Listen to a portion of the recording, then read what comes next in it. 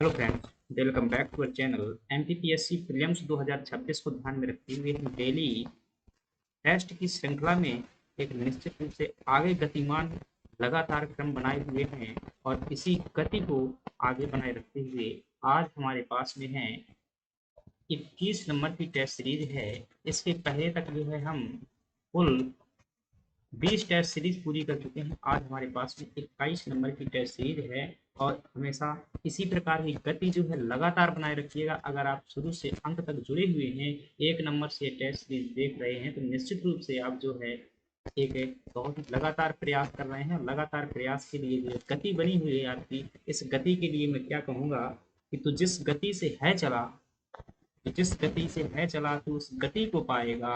और खूब सुनता रहा तो किस गति समाएगा, मतलब रुकना मत जब तक पेपर न हो जाए। तो जिस गति से है चला तो उस गति को पाएगा, फूल सूंघता रहा तो किस गति समाएगा। सर पे जिसके तेज और हाथ धनुष बाण हो, वीर उसको बोलते हैं बूढ़ा हो या जवान हो। उम्र का पहरा कभी टोकता नहीं है किसी को, याद रखिएगा।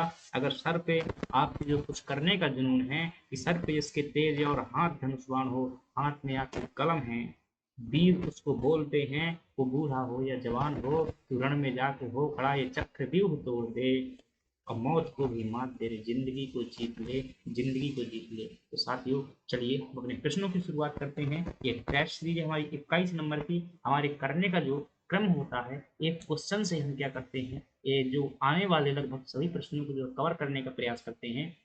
चलिए, ये जो प्रयास है हमारा लगातार जारी है। अगर आपको ये प्रयास हमारा अच्छा लग रहा है तो हमारे साथ में जुड़िएगा। निश्चित रूप से आपको बहुत ही गुणवत्तापूर्ण स्टडी मटेरियल प्रोवाइड करवाएंगे। यकीन मानिएगा कि आज तक जो है अभी भी यूट्यूब में जो है बहुत सारा सिस्टम चलता है, बहुत जगह चलता है, अभी भी क्लियर तरीके से डाटा नहीं जो है मिल रहा है यूपीएससी के सिलेबस का। भी यूनिट 9 को देखेंगे, कंप्यूटर वाली यूनिट को मैं आज देख रहा था, तो मुझे ना तो किसी वेबसाइट में प्रॉपर डाटा मिल रहा था और ना ही जो है किसी यूट्यूब पर चैनल पर मिल रहा था। तो मुझे पता था कि मतलब किस प्रकार से जो चीज़ें हवाबाजी में चल रही हैं कि जो है कुछ भी मिला है उसको पूरा करवा देते हैं, लेकिन एक जो परीक्षा के रिलेवेंट कंटेंट है वो दिया ही नहीं जा रहा है। फिर बाद में कहते हैं कि पेपर में प्रश्न नहीं फंसते हैं, कहाँ से फंसेंगे भाई, उसको ढूंढने के लिए पता नहीं कितना कंटेंट आपको छानना पड़ेगा, कितनी मेहनत करनी पड़ेगी। तो इसी प्रकार से हमारे साथ में जुड़ रही है। निश्चित रूप से एक बार ये PYQ हमारे पूरे हो जाएं और लगभग दिसंबर से 1 दिसंबर से जो क्या करेंगे, यूनिट वाइज जो है यानी कि टॉपिक वाइज क्लास शुरू करेंगे। हर टॉपिक की थ्योरी समझेंगे,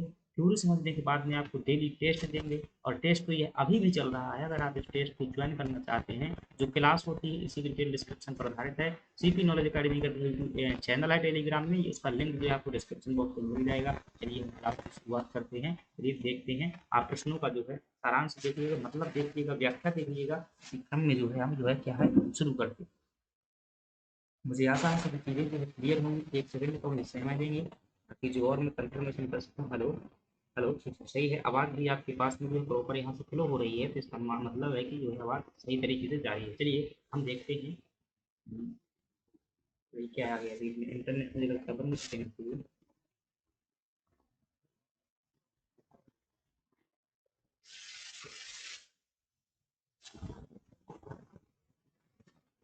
चलिए,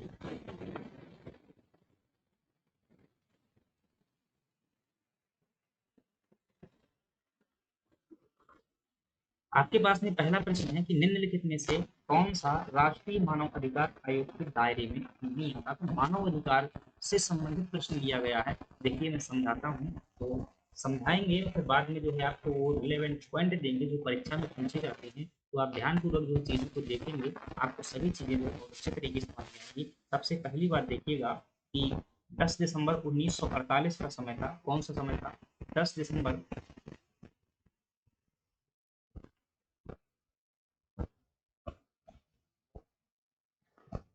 जो जॉन सचिन जो टेलीग्राम जो है लिख भी नहीं रहा है। जो आपका समय था मैं यहाँ पर लिख देता हूँ, 10 दिसंबर 1948 का समय था। 10 दिसंबर 1948 का समय था। इस समय पर अंतर्राष्ट्रीय स्तर पर मानव अधिकारों की घोषणा जो है कहाँ पर की जाती है? यूएनओ में जो है मानव अधिकारों की घोषणा।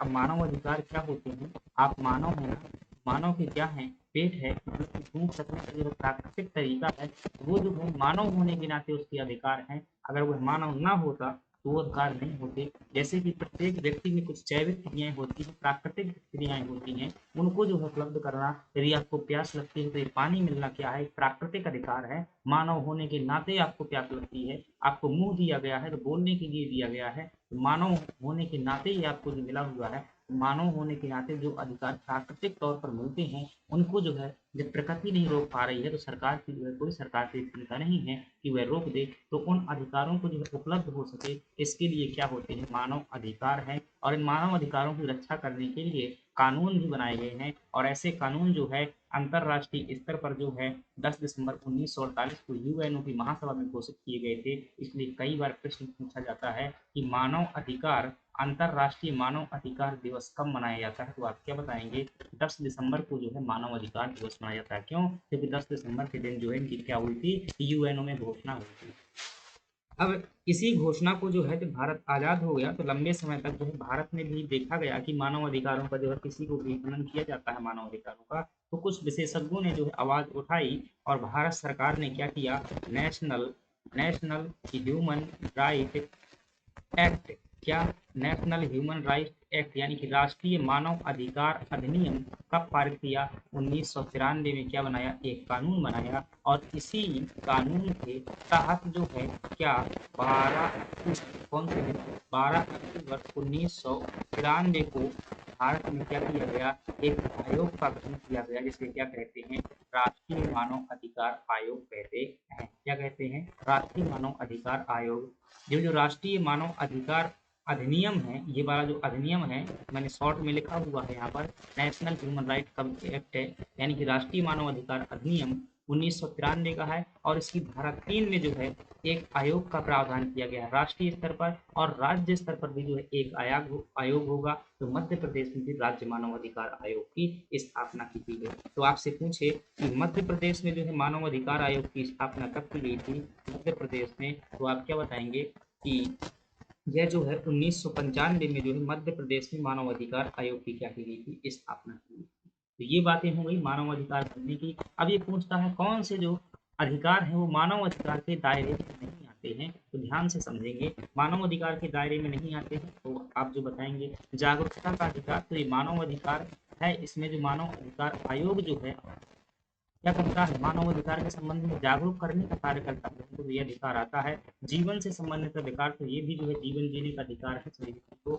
जेल सर्वेक्षण का अधिकार, तो जेल में जो है मानव अधिकार आयोग जाता है, जो जेल के कैदी हैं उनके साथ में बहुत गलत व्यवहार नहीं हो रहा है, इस बात की जांच करता है। समानता से संबंधित अधिकार, तो इस प्रकार का अधिकार ध्यान रखिएगा, इस प्रकार का अधिकार ये भारतीय संविधान के अनुच्छेद 14 में है, समानता का अधिकार। और यह जो है समानता का अधिकार यह संवैधानिक अधिकार है, मौलिक अधिकारों से संबंधित। तो ये जो है मानव अधिकार आयोग के दायरे में नहीं आता, समानता से संबंधित अधिकार। ये हो जाएगा आपका इतना जो है डिस्क्रिप्शन। अब हम किसके बारे में बात करते हैं, राष्ट्रीय मानव अधिकार आयोग के बारे में कुछ बातें जान लेते हैं। इसके लिए हम क्या करेंगे, एक न्यू स्लाइड लेंगे और यहाँ पर क्या करेंगे, राष्ट्रीय मानव अधिकार आयोग के बारे में कुछ बातें जानेंगे। चलिए हम देखते हैं, national human right commission, national human right commission. तो आपसे प्रश्न पूछे कि इसकी स्थापना कब की गई थी, क्या पूछे प्रश्न पूछे स्थापना, तो आप क्या बताएंगे कि 12 अक्टूबर 1993 को जो है इसकी स्थापना की गई थी।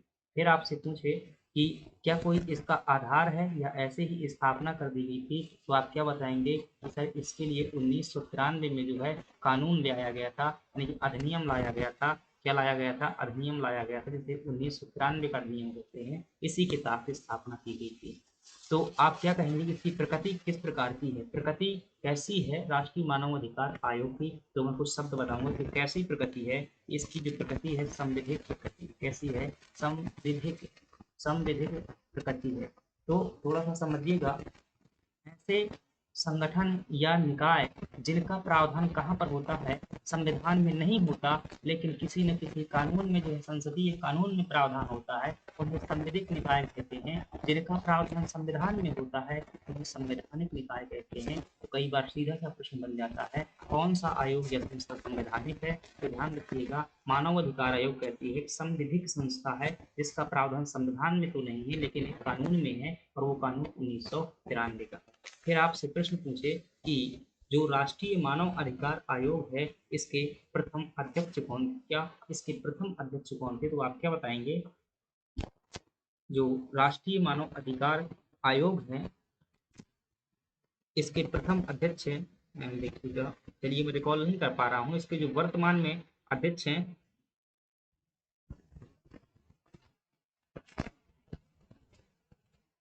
चलिए ठीक है, रहने दीजिए यहाँ पर भी। तो इसका प्रथम अध्यक्ष भी होता है, करंट अफेयर का मुद्दा है कि प्रथम अध्यक्ष और वर्तमान अध्यक्ष। ये चलिए मैं सोचता हूँ कि यहाँ तक इतनी बातें ध्यान रखिएगा। फिर आपसे पूछे कि इसकी संरचना क्या होती है, इसमें कौन कौन से व्यक्ति जो है होते हैं, इसकी यानी कि संरचना क्या होती है, तो ध्यान रखिएगा इसमें क्या होता है, एक अध्यक्ष होता है। राष्ट्रीय मानवाधिकार में क्या होता है, एक अध्यक्ष होता है और एक अध्यक्ष होता है, और इसमें 5 सदस्य कैसे होते हैं, 5 सदस्य जो है पूर्णकालिक सदस्य होते हैं। कैसे होते हैं, 5 सदस्य जो है पूर्णकालीन सदस्य होते हैं, पूर्णकालीन सदस्य होते हैं। और जो इसमें 7 सदस्य हैं वो कैसे होते हैं, 7 जो है पदेन सदस्य होते हैं। तो ध्यान रखिएगा, प्रश्न आ जाता है कुल कितने सदस्य होते हैं, इसमें ध्यान रखिए एक इधर हो गया, यानी कि इसकी जो संरचना होती है, एक अध्यक्ष है प्लस 5 पूर्णकालिक सदस्य प्लस 7 ये, तो कुल मिलाकर के इसमें क्या होते हैं, 7 5 12, एक अध्यक्ष सहित 13 सदस्य, अध्यक्ष के अलावा जो इसमें 12 सदस्य होते हैं। ध्यान रखिएगा इनका कार्यकाल जो है 3 वर्ष या 70 वर्ष की आयु तक जो है कार्यकाल होता है। और मध्य प्रदेश में इस आयोग की स्थापना कब की गई थी, राज्य मानव अधिकार आयोग की स्थापना 1995 में की गई थी। इतनी बातें आपको क्या है। चलिए अगले प्रश्न की बात करते हैं, और अगला प्रश्न हमारे पास है कि राष्ट्रीय अनुसूचित जनजाति आयोग के अध्यक्ष और उपाध्यक्ष सदस्यों की कुल संख्या कितनी होती है। देखिए बार बार जो है आयोग से प्रश्न पूछे जा रहे हैं, तो आपको ध्यान रखना है, चाहे वो इसके बारे में पूछे, चाहे एससी आयोग की संरचना पूछे, चाहे एसटी आयोग की संरचना पूछे, चाहे वो जो है ओबीसी आयोग की संरचना पूछे, इसी प्रकार जो है संरचना होती है। कैसी होती है, इसमें जो है एक क्या होता है, अध्यक्ष होता है, यानी कि इनकी जो संरचना होती है 1+1+3 होती है। ऐसे एक जो है इसमें क्या होता है, अध्यक्ष होता है, एक क्या होता है इसमें उपाध्यक्ष होता है, एक अध्यक्ष एक उपाध्यक्ष, और 3 जो है इसमें क्या होते हैं, सदस्य होते हैं। तो प्रश्न क्या पूछा है कि अध्यक्ष और उपाध्यक्ष के अतिरिक्त सदस्यों की कुल संख्या कितनी होती है, तो आपका सही जवाब तो क्या हो जाएगा कि सर 3 सदस्य होते हैं अध्यक्ष और उपाध्यक्ष के। कुल कितने होते हैं, अध्यक्ष और उपाध्यक्ष कुल 5 होते हैं। फिर प्रश्न आएगा कि इन जो सदस्य होते हैं इनका कार्यकाल कितना होता है, इनका कार्यकाल कितना होता है, तो जो चाहे वो एससी एसटी ओबीसी किसी भी पूछे, इनका कार्यकाल जो होता है 3 वर्ष का होता है। फिर प्रश्न पूछे इनकी नियुक्ति जो है किसके द्वारा की जाती है, तीनों की नियुक्ति जो है ध्यान रखिएगा राष्ट्रपति जी द्वारा जो है की जाती है, नियुक्ति की जाती है। फिर आपसे प्रश्न पूछे कि ओबीसी आयोग का प्रावधान भारतीय संविधान में कहाँ है, तो आप क्या बताएंगे, अनुच्छेद 338 बी में जो है ओबीसी का प्रावधान है। एसटी का जो प्रावधान है अनुच्छेद किसमें है, अनुच्छेद 338 में जो है आप किसका प्रावधान है, एसटी के लिए जो है अनुच्छेद 338 ए में जो है एसटी का प्रावधान है, और जो एससी है वो अनुच्छेद 338 में प्रावधान है। इतनी बातें आपको क्या कर लेनी है, इसमें ध्यान कर लेनी है। चलिए हम अगले प्रश्न पर चर्चा करते हैं। अगला प्रश्न हमारे पास में क्या, भारत के नियंत्रक के महालेखा परीक्षक के अधिकतम परीक्षक जो है अधिकतम कितने वर्षों के लिए अपना पद धारण करता है, तो प्रश्न किससे पूछा गया है, तो भारत का जो नियंत्रक एवं महालेखा परीक्षक है इसे क्या कहा जाता है, शॉर्ट में हम सीएजी शब्द का प्रयोग करते हैं, यानी कि टैग शब्द का प्रयोग करते हैं। इसका मतलब होता है कंट्रोलर यानी कि नियंत्रक, और ऑडिटर मतलब महालेखा, और महालेखा परीक्षक जो होता है auditor general, controller and auditor general को महालेखा परीक्षक कहते हैं। सीएजी का मतलब क्या है, नियंत्रक एवं महालेखा परीक्षक। भारतीय संविधान में कहाँ पर दिया गया है, तो आप क्या बताएंगे कि सर भाग 5 में जो है इसके प्रावधान दिए गए हैं। क्या ये चीज भाग 5 में लिखता हूँ तो आपको समझ में नहीं आती है क्या, अगर नहीं आती है तो उसको ध्यान रखिएगा। भारतीय संविधान को कुल कितने 22 भागों में बांटा गया है, भारतीय संविधान को कुल कितने 22 भागों में बांटा गया है, और प्रत्येक भाग में जो है अलग अलग से संबंधित प्रावधानों से संबंधित अलग अलग आर्टिकल, हर भाग के अंदर आर्टिकल है। तो इसी प्रकार से भाग 5 में जो है बहुत सारी चीजें हैं, और उनमें से जो है एक प्रावधान है नियंत्रक एवं महालेखा परीक्षक का। कहाँ पर प्रावधान है, अनुच्छेद 148 से लेकर के अनुच्छेद 151 तक में क्या है, जो नियंत्रक एवं महालेखा परीक्षक है उसका प्रावधान है। क्या क्या प्रावधान किया गया है। आर्टिकल हमेशा याद रखिएगा इसी प्रकार से, ध्यान रखिएगा जब मैं लिखता हूँ आप भी लिखिएगा अभी लिखिएगा, ताकि चीज़ें क्या होती है कई बार लिखने से जो है, क्योंकि यही चीज़ें बार बार आनी है, मैं बार बार लिखूंगा आपके सामने तो याद हो जाएंगी। ध्यान रखना आपको याद नहीं होती है चीज़ें तो फिर क्या है, लगता है समझ में नहीं आता है, लेकिन धीरे धीरे जब आपको याद हो जाएंगे तब फिर आप जो है कॉन्फिडेंस से महसूस करेंगे। इतनी जल्दी नहीं याद हो जाएंगी, लेकिन अगर लगातार आप लिखते हैं, प्रयास करते हैं, लिखते हैं तो निश्चित रूप से याद हो जाएगा। क्या प्रावधान है अनुच्छेद 148 में, अनुच्छेद 149 में, अनुच्छेद 150 में, अनुच्छेद 151 में, ये चार के चार आर्टिकल किससे संबंधित है, नियंत्रक के महानिरीक्षक। अनुच्छेद जो 148 है इसमें क्या किया गया है, प्रावधान किया गया है कि क्या होगा, एक सीएजी होगा, सीएजी होगा, और जो है उसकी नियुक्ति जो है किसके द्वारा की जाएगी, उसकी नियुक्ति जो है भारत के राष्ट्रपति द्वारा की जाएगी। और हटाए जाने का भी प्रावधान, ये सभी चीजें किसमें है, आर्टिकल 148 में। आर्टिकल 149 में बताया गया है कि सीएजी जो है इसके कर्तव्य क्या होंगे और इसके पास में पावर क्या होगी, ये बताया गया है। ठीक है। 150 में बताया गया है कि यह प्रारूप तैयार करता है। ये प्रारूप शब्द नहीं समझ में आ रहा है, जब ये मतलब लिखता है, जैसे मान लीजिएगा, देखिएगा पहले सीएजी को समझें, थोड़ा सा चीज समझ में आए। ये जो है मैंने बनाया क्या है ये, ठीक है, ये जो है इंडियन गवर्नमेंट है, और इधर मैं बना देता हूँ, ये बनाया, ये क्या है, ये इंडियन गवर्नमेंट है यानी कि भारत की सरकार है। और ये जो है ये यहाँ की इनकी क्या है, संपत्ति है, भारत सरकार की क्या है, संपत्ति है, खजाना है, बैंक खाता है। अब सीएजी कौन होता है, सीएजी के बारे में देखिएगा, सीएजी जो है बैंक खाते पर जो है नजर बनाए रखता है। कहाँ पर नजर बनाए रखता है, बैंक खाते पर ये नजर बनाए रखता है। सरकार का जो ये क्या है, सरकार का जो ये बैंक खाता है, इस बैंक खाते पर क्या करता है, वो नजर बना करके रखता है। ठीक है, इस प्रकार से नजर बना करके रखते हैं। सरकार यहाँ से कोई भी धन लेती है, यहाँ पर जो होगा वो सीएजी होगा, सीएजी होगा। सरकार कोई भी जो है बैंक खाते से धन निकालती है कि तुरंत अपने इसमें डायरी में लिख देता है, क्या करता है, लेखांकन का कार्य करता है। सरकार कहीं भी धन निकाले, अगर भारत की संपत्ति से जो भी धन निकाला जाता है तो उसका लेखन कौन करता है, सीएजी करता है। क्या करता है, सीएजी करता है। सीएजी अकेले व्यक्ति नहीं होता है, इसका बहुत बड़ा जो है ऑफिस होता है, इसमें हजारों कर्मचारी जो होते हैं, पूरा पूरा डिपार्टमेंट होता है, ये लेखांकन करने का कार्य करता है। ठीक है, तो आई होप ये चीज सीएजी समझ में आया होगा।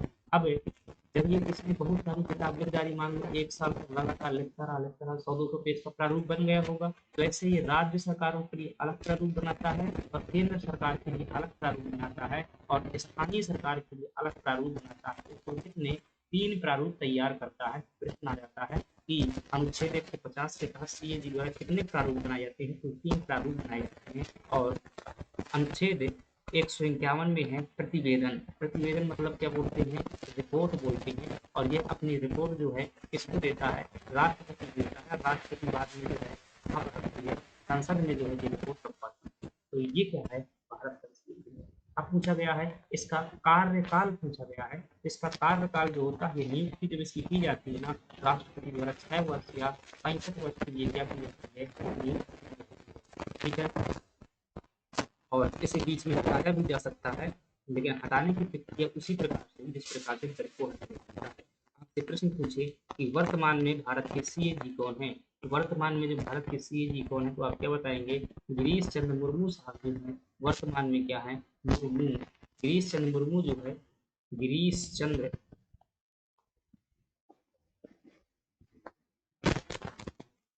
गिरीश चंद्र मुर्मू जो है वर्तमान में क्या है, भारत के जो है गिरीश चंद्र मुर्मू जो है वर्तमान में भारत के क्या है, सीएजी है। इसका सही जवाब क्या हो जाएगा आपका, 6 वर्ष जो है सही जवाब हो जाएगा। चलिए हम अगले प्रश्न की बात करते हैं। अगला प्रश्न हमारे पास, राष्ट्रीय हरित न्यायाधिकरण का मुख्यालय कहाँ पर स्थित है, आपसे ये प्रश्न पूछा जा रहा है। तो आपसे प्रश्न कुल मिलाकर किसके बारे में पूछा जा रहा है, एनजीटी के बारे में प्रश्न पूछा गया है। एनजीटी का मतलब क्या होता है, एनजीटी मतलब राष्ट्रीय हरित न्यायाधिकरण। एक बार तो एमपीपीएससी ने इसका पूरा नाम पूछ लिया, इसका पूरा नाम क्या होता है, नेशनल नेशनल ग्रीन ट्रिब्यूनल जो है इसका क्या होता है, पूरा नाम होता है, नेशनल ग्रीन ट्रिब्यूनल क्या है इसका पूरा नाम होता है। यानी कि यह क्या है, यह एक प्रकार का पर्यावरण न्यायालय है। शुद्ध भाषा में कहूँ, शुद्ध शब्दों में एक प्रकार का क्या है, ये पर्यावरण संबंधित क्या है, न्यायालय, पर्यावरणीय जो है यह न्यायालय है। फिर आपसे पूछे क्या सर इसकी स्थापना कब की गई थी, तो आप क्या बताएंगे कि 12 अक्टूबर जो है, सॉरी 18 अक्टूबर, 18 अक्टूबर 2010 को जो है इसकी क्या की गई थी, स्थापना की गई थी। आपने ध्यान रखेंगे स्थापना कब की गई थी, 12 अक्टूबर 2010 को। फिर आपसे अगर प्रश्न पूछता है क्या इसका कोई आधार है, क्या इसका कोई आधार है, स्थापना कीजिएगा, संविधान में नहीं लिखा हुआ तो क्या आधार है, एक कानून बनाया गया था और उसका नाम था NGT, NGT act, NGT act 2010। तो एनजीटी एक्ट 2010 यानी कि नेशनल ग्रीन ट्रिब्यूनल एक्ट 2010 के अकॉर्डिंग जो है क्या की गई थी, 18 अक्टूबर 2010 को जो है क्या की स्थापना की गई थी आपके यहाँ। फिर आप पूछेंगे कि इसमें जो कितने सदस्य होते हैं, तो ध्यान रखेंगे एक बहु सदस्यीय निकाय है और इसमें कम से कम 10 और 20 सदस्य हो सकते हैं, ये बात भी आप क्या है।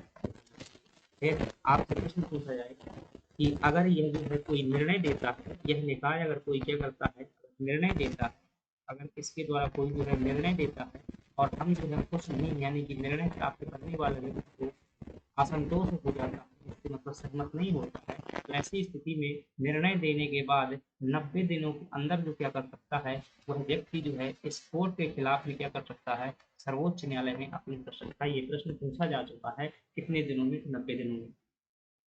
और आपसे जो प्रश्न पूछे, अब इतनी बातें हो गई, अब आपसे पूछे कि सर ये बता दीजिए कि वर्तमान में जो है इसका अध्यक्ष कौन है, वर्तमान में जो है इसका अध्यक्ष कौन है, इसका वर्तमान में जो अध्यक्ष कौन है, तो आप क्या बताएंगे कि आदर्श कुमार गोयल साहब जो है वर्तमान में इसके अध्यक्ष हैं। आदर्श कुमार जस्टिस हैं, आदर्श कुमार गोयल यानी कि न्यायाधीश रह चुके हैं। तो इतनी बातें आपको एनजीटी में ध्यान रखना है, इसी के अंदर आपका प्रश्न आएगा। क्या पूछा है आपसे, इसका हेड क्वार्टर कहाँ पर है, मुख्यालय कहाँ पर है। फ्रेंड्स याद रखिएगा, किसी भी आयोग का मुख्यालय पूछे 99% मुख्यालय आपको कहाँ लगाना है, दिल्ली में भी स्थित है। जितने भी प्रशासनिक आयोग हैं सभी की जगह 99% दिल्ली में है, 1% नहीं कह रहा हूँ भाई, कुछ बारी हो सकते हैं। ठीक है, इतनी बातें। चलिए अगले प्रश्न की बात करते हैं। अगला प्रश्न है, सिविल सेवा की परीक्षा हेतु संघ लोक सेवा आयोग ने जुलाई 2000 में किसकी अध्यक्षता में एक समिति का गठन किया था। निश्चित रूप से कठिन प्रश्नों की श्रेणी में जो है ये प्रश्न है, क्योंकि ऐसा हर आयोग पता होना और वो भी 2000 के लिए पूछ लिया संभव नहीं है। तो देखिएगा हम बात करते हैं किसकी, सिविल सेवा परीक्षा के संदर्भ में। इसका जो सही जवाब है वो है वाई के अलग समिति का गठन किया गया था, यानी कि डी ऑप्शन जो है सही है। तो अब प्रश्न किससे पूछा गया है, यूपीएससी से संबंधित पूछा गया है। तो यूपीएससी के सभी प्रावधानों को क्या करते हैं, याद करते हैं। यूपीएससी के प्रावधानों को जो यहाँ पर याद करते हैं। आपसे पूछे कि इसका प्रावधान कहाँ पर किया गया है, यूपीएससी का जो प्रावधान किया गया है भारतीय संविधान के जो भाग 14 में किया गया है। कहाँ, भाग 14 में, भाग 14 में। और अनुच्छेद जो है 315 से लेकर के अनुच्छेद 323 तक जो है क्या है, यूपीएससी और एमपीपीएससी के दोनों के प्रावधान किए गए थे। अब मैं देखिएगा आर्टिकल हर बार लिखता हूँ और आपसे प्रश्न भी पूछा जाता है, तो आप फिर से पेन उठाइएगा और आर्टिकल लिखिएगा। यूपीएससी संबंधित कुल जो है 315 से लेकर 323 तक के आर्टिकल, आज मैं पूरा नहीं लिखूंगा, आप लिखेंगे। थोड़ा सा पहले यहाँ लिख लेते हैं, यूपीएससी का मुख्यालय कहाँ पर होगा, तो आप क्या बताएंगे कि दिल्ली में ही इसका मुख्यालय होगा। और यह भी क्या है, संवैधानिक निकाय। इसकी प्रकृति कैसी होगी, यह एक जो है संवैधानिक निकाय है। आपके दिमाग में प्रश्न आएगा संवैधानिक निकाय क्यों है, क्योंकि इसका जो है उल्लेख भारत के संविधान में किया गया है। आपसे पूछे कि इसके जो सदस्य होते हैं उनका कार्यकाल कितना होता है, यानी कितने वर्ष तक यह जो है रह सकते हैं, तो इनका कार्यकाल 6 वर्ष या 65 वर्ष की आयु तक क्या होता है, इनका कार्यकाल होता है। ठीक है, इतनी बातें। अब आपसे प्रश्न पूछे कि वर्तमान में पुलिस अध्यक्ष बता दीजिए, तो बता दीजिए इसके यूपीएससी अध्यक्ष बताइएगा। तो आप ध्यान से देखेंगे, आपसे पूछिए कि प्रथम अध्यक्ष कब थे, प्रथम अध्यक्ष कौन थे, तो आप बताएंगे कि रोसवारकर साहब जो है इसके प्रथम अध्यक्ष। कौन, रॉसवारकर साहब जो है, रॉसवारकर जो है इसके क्या थे, प्रथम अध्यक्ष थे। और ये पता है कब बने हुए थे, ये 1926 में बने हुए थे, 1926 में, अंग्रेजों के जमाने थे। आपसे पूछे कि भारत में जब आज़ादी हुई थी, यानी कि 1947 में अध्यक्ष कौन थे, तब आप क्या बताएंगे कि एच के कृपलानी साहब जो है, एच के कृपलानी साहब जो है आज़ादी के समय पर जो उसके अध्यक्ष थे। फिर आपसे पूछे क्या जब भारत का संविधान लागू हुआ था यानी कि 1950 में अध्यक्ष कौन थे, तो आप क्या बताएंगे? आर एन बनर्जी साहब जो है इसके अध्यक्ष थे। कौन थे? R N Banerjee. R N Banerjee जो है आज़ादी के समय पर, सॉरी संविधान लागू होने के समय पर अध्यक्ष थे। फिर आपसे पूछे कि प्रथम महिला अध्यक्ष कौन थी, यूपीएससी की प्रथम महिला अध्यक्ष कौन थी, तो आप क्या बताएंगे? रोज मिलियन वैथ्यू जो है, रोज मिलियन वैथ्यू जो है इसकी क्या थी? प्रथम महिला अध्यक्ष थी। फिर आपसे पूछे कि सर वर्तमान में जो है यूपीएससी के अध्यक्ष कौन है, तब आप क्या बताएंगे? वर्तमान में जो है अजय कुमार जो है क्या है वर्तमान में यूपीएससी के अध्यक्ष हैं। इतनी बातें। चलिए मैं आर्टिकल रिवीजन कराता हूँ, आपको ध्यानपूर्वक देखना है कि जो यूपीएससी संबंधित सभी आर्टिकल हैं वो आपको याद होना चाहिए। प्रश्न आते हैं।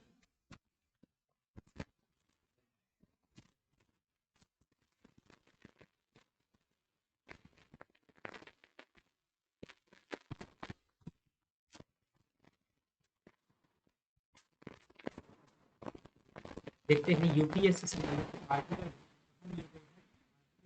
का जो भाग 14 है उसमें जो है यूपीएससी से मतलब प्रावधान है और अनुच्छेद 315 से लेकर 323 तक है। पेन उठाइए, आपको हर प्रावधान रखना है, याद करना है। परीक्षा जो है आप पढ़ो भी ना और निकल भी जाए। देखिएगा अनुच्छेद एक जो है आपके पास में क्या होगा? 15 होगा। अनुच्छेद जो है एक आपके पास में क्या होगा? 315 होगा। एक 316 होगा, अनुच्छेद 317 होगा, अनुच्छेद 318 होगा, अनुच्छेद 319 होगा, अनुच्छेद 320 होगा, अनुच्छेद 327 होगा, अनुच्छेद 322 होगा, अनुच्छेद 323 होगा। ये क्या है? पूरे पूरे यूपीएससी के आर्टिकल है, इन्हें याद रखिएगा। अनुच्छेद 317 में क्या किया गया है? प्रावधान किया गया।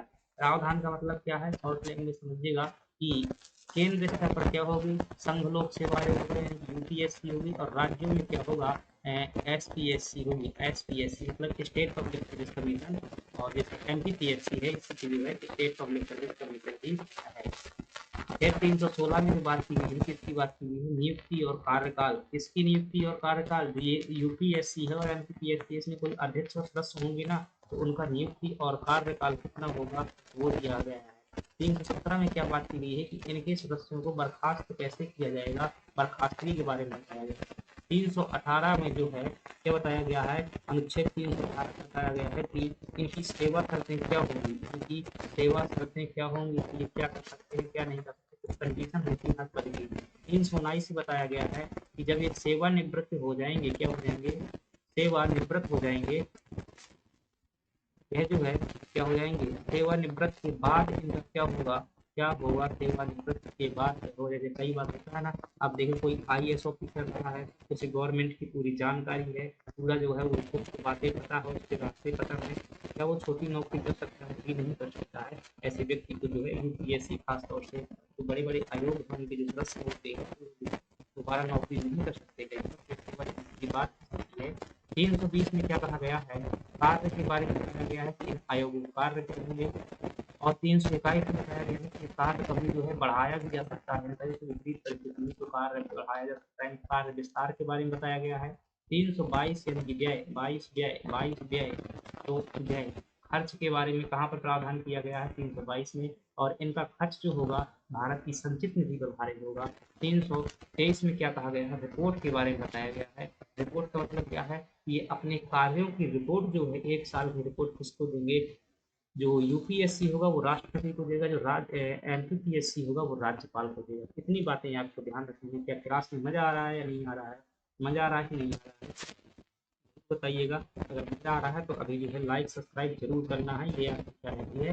हमेशा जो है फीस रहती है, फीस को जो है देना होता है। चलिए अगला प्रश्न है a mature kabaddi federation of India. अब देखिएगा ये कठिन प्रश्न है। ये प्रश्न कुछ परसेंट आएंगे, कोई भी एग्जाम हो लगभग 5% प्रश्न ऐसे आते हैं तो आपने कभी कभी नहीं होते हैं, तो देख करके जो है घबराना नहीं है कि उसमें बुखार आ जाए, तो ये आपको नहीं ध्यान रखना है। ए मेच्योर जो कबड्डी फेडरेशन ऑफ इंडिया है, ये है जो है एक संगठन है कबड्डी से संबंधित जो है क्या है, एक संगठन है, कहाँ पर स्थित है, बड़ा विवाद हुआ था इसमें, प्रश्न में पहले आयोग में आंसर की में जो है जयपुर माना, फिर बाद में जो है दिल्ली माना गया।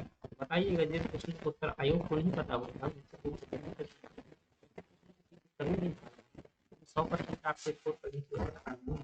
दिल्ली में जो है ये संगठन, भारत में जो इम्पोर्टेंट कुछ और खेल संबंधी संगठन है उनके बारे में पूछिए। आपसे पूछे बीसीसीआई, बीसीसी बीसीसीआई क्या है, तो भारत में जितना भी क्रिकेट होता है, राष्ट्रीय स्तर का जो क्रिकेट खेल होता है उसको कंट्रोल करने वाली संस्था क्या कहलाती है, बीसीसीआई। इसका पूरा नाम होता है board of cricket control in India, board of cricket control in India. और इसकी जो स्थापना की गई थी 1928 में इसकी स्थापना की गई थी, और ये कहाँ पर स्थित है, वानखेड़े स्टेडियम में स्थित है। और वानखेड़े स्टेडियम जो है आपका मुंबई में पड़ता है, यानी कि मुंबई में जो है बीसीसीआई का, एक तो ये ध्यान रखना है।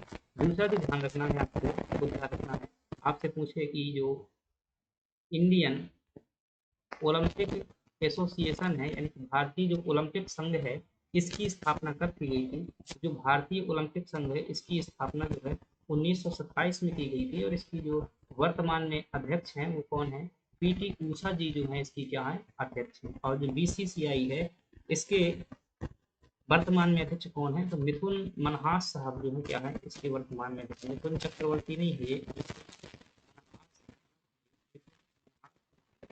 अध्यक्ष इसके वानखेड़े, वानखेड़े बीसीसीआई के क्या है बीसीसीआई के जो है एक, पीटी ऊषा जो है किसकी अध्यक्ष है, इंडियन ओलंपिक संघ है, इंडियन ओलंपिक एसोसिएशन है, इसके अध्यक्ष कौन है, पीटी ऊषा है। ध्यान रखिएगा पीटी ऊषा जो है ओलंपिक में मेडल प्राप्त कर चुके हैं, हालांकि इन्हें खेल में जीत के लिए नहीं मिला हुआ था, वो अलग तरीके से मिला हुआ था, कभी बताऊंगा। फिर आपसे पूछे ईडन गार्डन कहाँ पर स्थित है, ईडन गार्डन कई बार परीक्षाओं में पूछा गया है, ये खेल का मैदान है, और यह जो है आपका कोलकाता में है, ये चीजें जो है आप, अब जैसे यहाँ पर देखो थोड़ा सा मध्य प्रदेश में, तो मध्य ग्वालियर में जो है आपको यहाँ पर रूप सिंह स्टेडियम देखने को मिल जाएगा। क्या रूप सिंह स्टेडियम कहाँ पर है, ग्वालियर में है। और जो भोपाल में है यहाँ पर जो है आपको तात्या टोपे स्टेडियम देखने को मिलेगा। टोपे स्टेडियम। अगला प्रश्न हमारे पास, निम्न कितने से कौन सी खिलाड़ी टोक्यो टोक्यो ओलंपिक 2020 में भारतीय महिला हॉकी टीम में शामिल हुई, देखिएगा ये भी प्रश्न है, अच्छा प्रश्न है, अच्छे लेवल का प्रश्न है। बताइएगा जो हॉकी टीम में इतना ज़्यादा नहीं से ध्यान दिया जाता है, वो पुरुष हॉकी टीम को ज़्यादा महत्व दिया जाता है, महिला हॉकी टीम जो है भारत में इतना नहीं कर रही है, तो ध्यान नहीं देती है।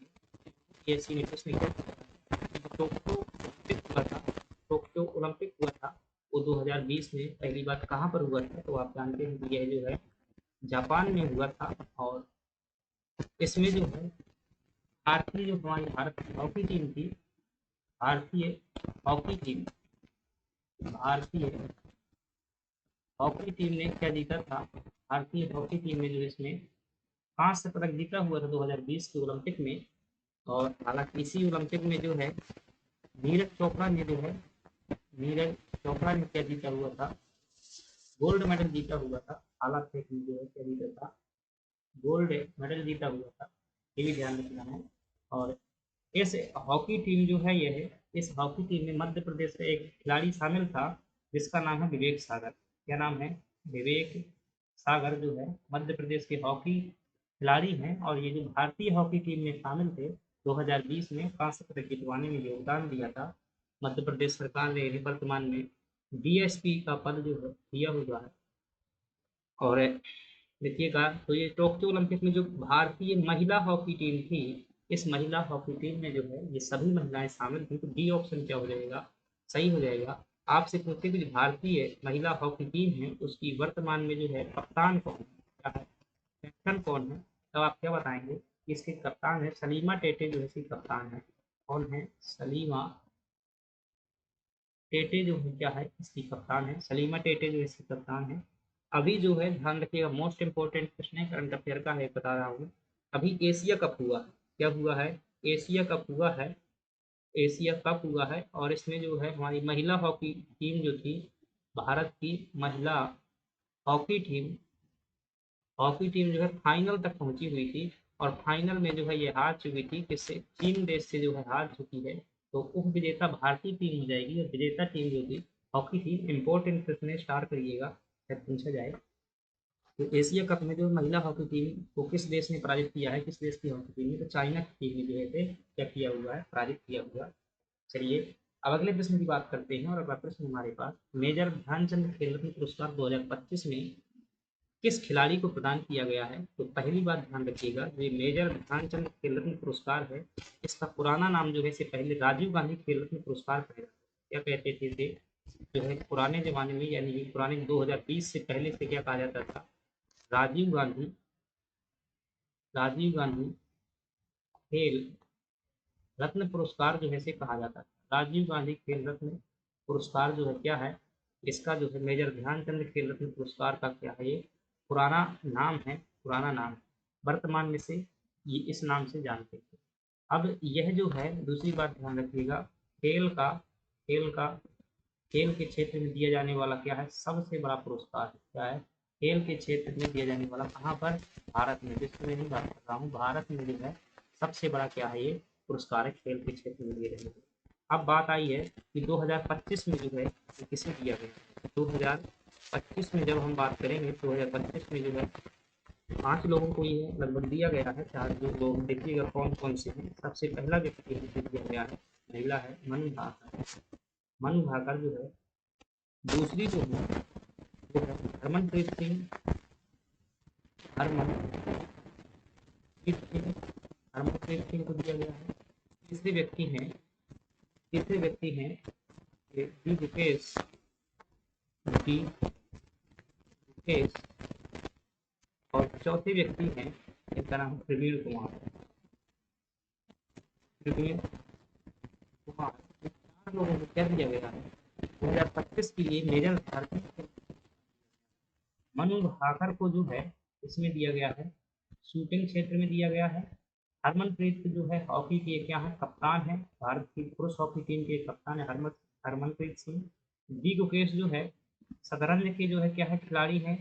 और प्रवीण कुमार जो है एथलीट हैं, एथलीट है, पैरा एथलीट। ठीक है, तो इनका खेल भी ध्यान रखना है, व्यक्ति भी ध्यान रखना है। देखिए 2000 लोगों को दिया गया है। प्रश्न पूछा किस खिलाड़ी को प्रदान किया गया है, तो 2025 में देखेंगे तो दिए गए ऑप्शन के अनुसार जो है प्रवीण कुमार आपका सही जवाब हो जाएगा। चलिए अगले प्रश्न की बात करते हैं। निम्नलिखित में से किसी कला के क्षेत्र में पद्म विभूषण 2025 में नहीं दिया। स्टार किसने करिएगा, कोई ना कोई जरूर आ जाएगा।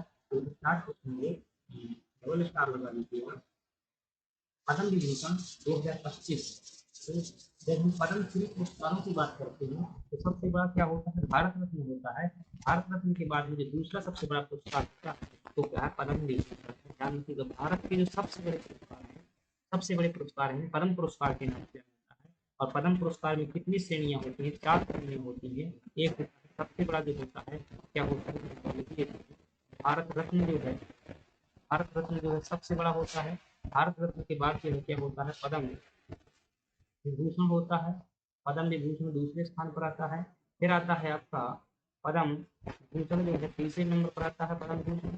फिर आता है चौथे नंबर पर जो है पद्म श्री आता है। ये पुरस्कार जो है 1993 में इसकी स्थापना की गई और ये जो है प्रदान की जाती है। इस वर्ष जो है 2025 में कुल कितने लोगों को दिया गया है, 7 लोगों को जो है पद्म विभूषण से सम्मानित किया गया है। आपको रख लेने के स्टार प्रश्न में पूछा जाएगा, आपको कोई ना कोई प्रश्न जरूर। तो देखिएगा किन लोगों को जो है 7 लोगों को दिया गया है। और ये जो पद्म श्री है ना, ध्यान रखिए बहुत लोगों को दिया गया है, लेकिन मध्य प्रदेश में 4 लोगों को दिया गया है, 5 लोगों को नहीं। इन्हें भी क्या करना है, वेरी मोस्ट इम्पोर्टेंट है मध्य प्रदेश में भी, क्योंकि ये भी आपको याद करना है। मलिक कॉलेज, जब हम पद्म विभूषण की बात करते हैं तो पद्म विभूषण में आपको एक ट्रिक याद करना है। क्या? और इसमें कोई हंसेगा नहीं, क्योंकि हमारा उद्देश्य क्या है, याद करना है। तो देखेंगे ट्रिक क्या है हमारी। ट्रिक ये है कि भाई मैंने फोटो तो नहीं लेंगे, लेकिन आप दिमाग में थोड़ा सा मेरी बातें सुनेंगे, इमेजिन करेंगे, मुझे उम्मीद है कि सभी लोगों को जो है वो जरूर बन जाएगी। आप जानते हैं भगवान विष्णु हैं और लक्ष्मी जो है, लक्ष्मी जी हैं, वो हमेशा क्या है, शेष सैया में जो है रहते हैं। और क्षीर सागर में, और उनके जो है ऊपर हमेशा क्या रहता है, वो नाग रहता है, शेष नाग रहता है। और वो इसी से संबंधित ट्रिक है, जैसे मैं यहाँ पर बता देता हूँ।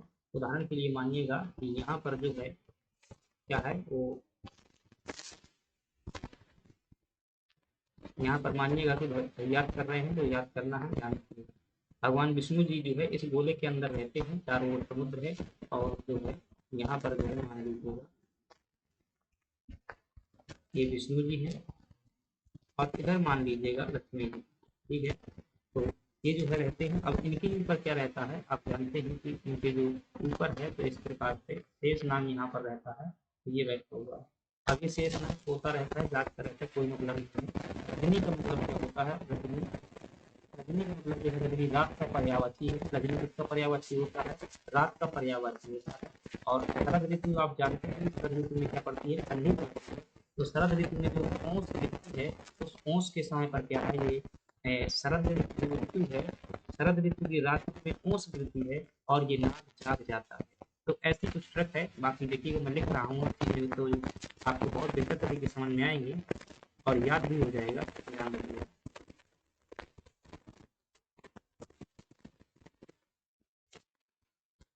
तो साथ के साथ आपको नाम क्या करना है, याद करना है। तो ट्रिक आपकी क्या है कि लक्ष्मी नारायण, लक्ष्मी नारायण है जो मेरे साथ में, और लक्ष्मी नारायण जो है वासुदेव भी, वासुदेव किसको कहा जाता है, सॉरी मैंने यहाँ पर क्या लिखा, वासुदेव किसका जो है अन्य नाम है, तो आप क्या बताएंगे, भगवान विष्णु का है। तो लक्ष्मी और वासुदेव,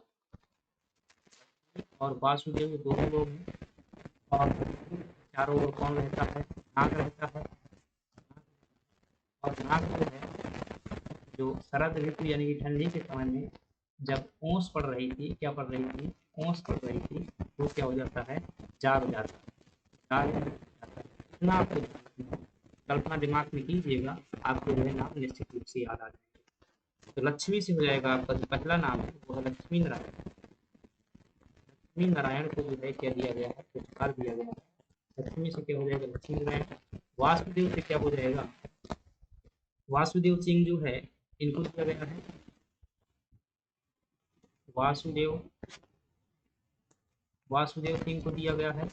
और नाग से हो जाएगा नागेश्वर सिंह, नागेश्वर सिंह, नागेश्वर सिंह को दिया गया है। और शरद से हो जाएगा शारदा सिन्हा, शारदा सिन्हा इनको दिया गया है, शारदा सिन्हा को। उससे हो जाएगा, जाग से हो जाएगा जो है जगदीश सिंह, जाग से क्या हो जाएगा, जगदीश सिंह। कितने हो गए, दो, तो चार, एक, पांच नाम हो गए। एक जो हो जाएगा, एक जो है कौन रह जाता है अभी, वासुदेव जो है आपके, वासुदेव नायर हो गए, लक्ष्मी नारायण हो गया। रजनी जो है, रजनी थी रात्रि में जो है ओस गिर रही थी, तो ओस कब गिर रही थी, तो रजनी में मतलब रात्रि में ओस गिर रही थी। तो रजनी कामुदनी जो है, कुमुदनी, कुमुदनी रजनीकांत, महिला का नाम है कुमुदनी रजनीकांत। और एक व्यक्ति है, एक व्यक्ति है, इनका नाम इनका नाम है जो है पुरुष से आता है, तो ओसाकू, ओसाकू, ओसामा, ओसामा सुजुकी इनका नाम है। और ओसामा सुजुकी जो है, अब देखिएगा, इन्हें जो है व्यापार की श्रेणी में दिया गया है, इन्हें व्यापार श्रेणी में दिया गया है। और ये कहाँ के हैं, ये आपके जो है जापान के हैं, ठीक है, ये जापान के हैं। जो लक्ष्मी नारायण हैं, यह जो है आपके कहाँ के हैं, कर्नाटक के हैं। और इन्हें किस क्षेत्र में दिया गया है, कला के क्षेत्र में यह पुरस्कार दिया गया। वासुदेव नायर जो है आपके कहाँ के हैं, ये केरल के हैं। और इन्हें साहित्य के क्षेत्र में जो है दिया गया, किस क्षेत्र में, साहित्य के क्षेत्र। नागेश्वर सिंह जो है, यह है इन्हें मेडिसिन के क्षेत्र में दिया गया है। और ये कहाँ के हैं, ये तेलंगाना के हैं, और इन्हें मेडिसिन दवा के क्षेत्र में दिया गया है। शारदा सिन्हा जो है ये बिहार की एक गायिका हैं, और इन्हें भी जो है कला श्रेणी में जो है पुरस्कार दिया गया है। जगदीश सिंह जो है ये मतलब जज थे, लेकिन सार्वजनिक मामले में जो है दिया गया, सार्वजनिक मामलों में। और यह जो है चंडीगढ़ के कहाँ क्या थे, जज थे चंडीगढ़ के। और कुमुदनी जो है रजनीकांत हैं, यह है गुजरात की थी। कहाँ की थी ये, गुजरात की थी। और इन्हें यह कला के क्षेत्र में पुरस्कार दिया गया है। तो आई होप आपको ये चीज़ें जो है 2-3 बार इस ट्रिक को पढ़िएगा, आपके दिमाग में जो है बैठ जाएंगी। मैंने कॉन्सेप्ट बता दिया है आपको, जो है कुछ ना याद होगा तो ऑप्शन देखकर आपको आसानी से जो है याद में आ जाएगा कि किसको दिया गया है, किसको नहीं दिया गया है। तो आपसे सिंपल सा प्रश्न पूछा जाएगा कि किसे कला के क्षेत्र में दिया गया है, किसे साहित्य के क्षेत्र में, और किसे जो है दवा के क्षेत्र में दिया गया है। फिर आएगा इसमें से किसे दिया गया है, किसे नहीं दिया गया है। प्रश्न कहता है निम्नलिखित में से किसे कला के क्षेत्र में पद्म विभूषण 2025 में नहीं दिया गया है। तो कला के क्षेत्र में जो है नहीं दिया गया। तो कला के क्षेत्र में देखेंगे लक्ष्मी नारायण को जो है कला के क्षेत्र में दिया गया है। शारदा सिन्हा को भी बिहार के कला के क्षेत्र में दिया गया है। कुमुदनी रजनीकांत को भी कला के क्षेत्र में, लेकिन नागेश्वर सिंह जो है इन्हें किसमें दिया गया है, मेडिसिन के क्षेत्र में दिया गया है। तो ये जो आपके याद, तो आई होप चीजें आपको जो है क्या है आ रही होगी। चलिए अगले प्रश्न की चर्चा करते हैं। अगला प्रश्न हमारे पास है, मध्य प्रदेश के पद्म विभूषण जो है पद्म श्री पुरस्कार हैं, बहुत इंपॉर्टेंट है। आप इसे ये देखेंगे कोई क्वेश्चन आएगा निम्नलिखित में से कौन सा सही मेल नहीं खाता है। तो आपको ध्यान रखना है कौन सा सही मेल नहीं खाता है। तो ये संस्थान है। अब ये संस्थान भाई कुछ भी आ जाते हैं, इसमें देखना है आपको। आर्यभट्ट प्रक्षेपण विज्ञान संस्थान ये कहाँ पर स्थित है, नैनीताल में। रक्षा प्रबंधन महाविद्यालय सिकंदराबाद में है। केंद्रीय भारतीय भाषा संस्थान मुंबई में है। भारतीय विज्ञान संस्थान कहाँ पर, बंगलुरु में। कहता है कौन जो है आपका मेल नहीं खाता है। तो आप इसमें जो है ध्यान रखेंगे कि जो केंद्रीय भाषा संस्थान है मुंबई में स्थित नहीं है। तो ये क्या हो जाएगा आपका, गलत हो जाएगा। अब इसमें कुछ संस्थान देखने हैं आपको कि कहाँ कहाँ पर स्थित हैं। जैसे आपसे पूछे कि इसरो कहाँ पर स्थित है, तब आप क्या बताएंगे, इसरो जो है बेंगलोर में स्थित है, बेंगलुरु में स्थित है। फिर आपसे पूछे दूसरा संस्थान कि Indian institute of remote sensing ये कहाँ पर स्थित है, इंडियन इंस्टीट्यूट, ये है आपका जो है हैदराबाद में स्थित है। कहाँ पर स्थित है, हैदराबाद में स्थित है, हैदराबाद में। फिर आपसे पूछे कि इंडियन, सॉरी मैंने क्या बताया, Indian institute of remote sensing, sensing है।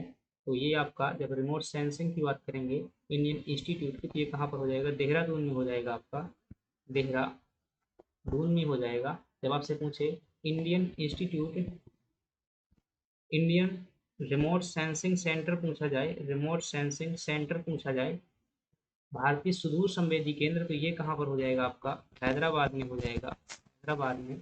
आपसे पूछे स्पेस एप्लीकेशन सेंटर कहाँ पर स्थित है, सैक, ये आपका अहमदाबाद में स्थित है, अहमदाबाद में स्थित है, अहमदाबाद में। और फिर आपसे पूछे कि जो Raja Ramanna centre for advance technology है, Raja Ramanna centre for advance technology, ये कहाँ पर स्थित है, इंदौर में। सभी के सभी संस्थान जो है इसी क्रम में पूछे जाते हैं आपसे। अभी ये आया हुआ था एमपीएससी में आया हुआ था कि आरआरसीएटी कहाँ पर स्थित है, तो इंदौर में है। चलिए अगले प्रश्न की बात करते हैं। तो 1 मिनट का समय दीजिएगा भाई।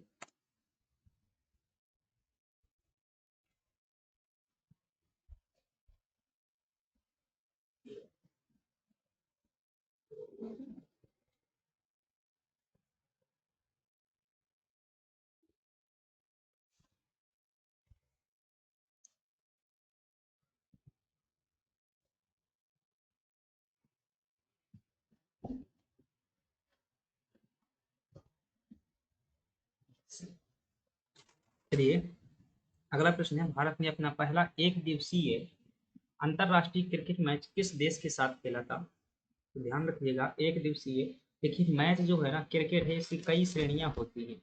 क्या है, क्रिकेट जो है कई श्रेणियां होती हैं। मैं हर एक को लिखकर तो नहीं बता सकता क्योंकि बहुत समय लगेगा। और देखिएगा एक होता है आपका ओडीआई, क्या होता है ओडीआई, इस प्रकार से देखिएगा। एक होता है आईसीसी विश्व कप, आईसीसी वर्ल्ड कप होता है, ठीक है। ये जो है हर 4 वर्ष में जो है क्रिकेट के लिए किया जाता है, 4 वर्ष में। अभी जो हुआ था इसका अगर आपसे ये पूछे कि भारत जो है इसमें कब कब जीता हुआ है। पहली बार जो है ये प्रथम बार जो है 1900, आपका जो आईसीसी विश्व कप था ये 1975 में जो है प्रथम बार हुआ था। प्रथम आईसीसी विश्व कप 1975 में हुआ था और वेस्ट इंडीज में से जीता हुआ था। लेकिन अगर आपसे पूछे क्या भारत कभी जीता हुआ है ये, तो ध्यान रखिएगा, एक तो 1983 में भारत जीता था और एक जो है 2011 में भारत जीता हुआ था। तो 2 बार जो है भारत जीत चुका है ये आईसीसी विश्व कप। अभी 2023 में जो है ये नरेंद्र मोदी स्टेडियम गुजरात में जो है खेला गया था, भारत में ही। और इसमें दुर्भाग्य से जो भारत फाइनल तक तो पहुंचा, लेकिन वह जो है फाइनल प्रतियोगिता नहीं जीत सका। वह जो है बहुत, क्रिकेट जो है इंडिया में बहुत लोकप्रिय है। आईसीसी वर्ल्ड कप होता है, फिर जो है एक ओडीआई होता है, यानी कि जो है एक दिन में खत्म होता है। ओडीआई वनडे जो है इंटरनेशनल होता है, वनडे इंटरनेशनल, ये एक दिन में जो है 50 ओवर का खेला जाता है। एक दिन में जो है 50 ओवर का ही खेला जाता है। और भारत ने ऐसी प्रतियोगिता प्रथम बार जो है 1974 में, 1900 कब, 1974 में इंग्लैंड के साथ में खेली हुई थी। किसके साथ में? इंग्लैंड के साथ में जो है ऐसी पहली प्रतियोगिता खेली हुई थी। फिर एक जो है टेस्ट मैच होता है, ये टेस्ट मैच जो है 2-3 दिनों तक चलता है, जब तक सभी खिलाड़ी नहीं आउट हो जाते तब तक खेला जाता है इसे। फिर एक जो है आपका T20 फॉर्मेट में होता है। इसमें जो है यह मैच 20 ओवर का खेला जाता है। कितने ओवर का? 20 ओवर का। और जो T20 विश्व कप हुआ था अभी ये 2024 का, इसे जो है भारत ने जीता हुआ था। रोहित शर्मा की कप्तानी में 2024 का विश्व कप भारत ने जो है क्या किया था, जीता था। इसके अलावा एक भारत में जो घरेलू प्रतियोगिता है उसे आईपीएल कहते हैं, आईपीएल होता है। और इस बार जो है आईपीएल किसने जीता था? आरसीबी द्वारा जो है आईपीएल जीता गया था। तो ये ध्यान रखिएगा। अभी बहुत सी क्रिकेट प्रतियोगिता हैं। तो आपने प्रश्न पूछा है एक दिवसीय यानी कि वनडे, ओडीआई जिसे कह देते हैं, एक दिवसीय यानी वनडे इंटरनेशनल प्रतियोगिता जो है ये भारत ने पहली बार किसके साथ में खेली हुई थी? तो यहाँ पर हमने इसकी चर्चा की हुई है। 1974 में जो है इंग्लैंड के साथ में खेली हुई थी। चलिए अगले प्रश्न की बात करते हैं। और अगला प्रश्न है 21 जून को अंतर्राष्ट्रीय योग दिवस के रूप में किस वर्ष से मनाया जाता है? तो योग ये निश्चित रूप से ये भारत की जो है संपत्ति है। योग जो है क्या है? भारत की संपत्ति है। और भारत में पूरा का पूरा जो है एक योग दर्शन है। और योग दर्शन की जो है इस किताब की या इसकी स्थापना जो है महर्षि पतंजलि द्वारा की गई थी। इसके द्वारा महर्षि पतंजलि द्वारा जो है योग दर्शन जो है स्थापित किया गया था। और इसमें जो है मुख्यतः अष्टांग योग बताए गए हैं। अष्टांग योग बताए गए हैं, योग के जो है 8 साधन बताए गए हैं। और इसी योग दर्शन से जो है हम क्या कर सकते हैं, जो हमारा चित्त है, चित्त यानी कि जो मन है, उस मन की गति को क्या कर सकते हैं, इस मन की गति को नियंत्रित कर सकते हैं। और इसके महत्व को समझते हुए दुनिया ने जो है क्या किया, योग को स्वीकार किया। और अंततः 2015 का समय था और यूएनओ द्वारा जो अंतर्राष्ट्रीय स्तर का जो मुख्य संगठन है, इसके द्वारा इसे घोषणा की जाती है कि 21 जून को जो है क्या मनाया जाएगा, अंतर्राष्ट्रीय योग दिवस मनाया जाएगा। इम्पोर्टेंट है, ध्यान रखिएगा। और अभी जो 2025 में मनाया गया था वो आप जोड़ लीजिएगा कि 2015 से लगा करके 2026 तक हर वर्ष मनाया जाएगा। पहली बार 2015 में आया गया था, तो शायद भर जो है इस बार 11वां आपका ये मनाया गया होगा, 11वें नंबर का जो है मनाया गया होगा। तो ये भी आप ध्यान रखिए। तो योग दिवस को जो है किस वर्ष से मनाया जाता है, तो आप क्या बताएंगे कि 2015 से जो है इसे मनाया जाता है। चलिए कुछ महत्वपूर्ण अगर दिवस देखना चाहें तो अब जगह ही नहीं है, तो आप देखिएगा। तो आपसे पूछे कि विश्व जल दिवस कब मनाया जाता है, तो आप क्या बताएंगे? 22 मार्च को जो है विश्व जल दिवस मनाया जाता है। आपसे पूछे कि विश्व पृथ्वी दिवस कब मनाया जाता है, तो आप कहेंगे कि 22 अप्रैल को जो है विश्व पृथ्वी दिवस मनाया जाता है। आपसे पूछे कि पंचायती राज दिवस कब मनाते हैं, 24 अप्रैल आप ध्यान रखेंगे। आपसे पूछे जो पंचायती राज सिविल सेवा है, भारत की जो सिविल सेवा दिवस है, इसे कब मनाया जाता है? सिविल सेवा डे, सिविल सर्विस डे, ये 21 अप्रैल को मनाया जाता है। और 24 अप्रैल हो गया, 21 अप्रैल हो गया, ऐसे जो है ध्यान रखिएगा। चलिए अगले प्रश्न की बात करते हैं। 38वें राष्ट्रीय खेल में किस महिला ने ट्रायथलॉन में भारत ने प्रथम गोल्ड जीता हुआ है? तो ये ट्रायथलॉन आपने जो है चीज ये सुनी हो या ना सुनी हो, ये खेल है ये। और इसमें जो है मध्य प्रदेश की अध्या सिंह ने जो है यह है प्रतियोगिता में जीता हुआ है। तो देखिएगा यहाँ पर जो 38वें नंबर के राष्ट्रीय खेल हैं, याद रखिए कुछ बातें इसके बारे में।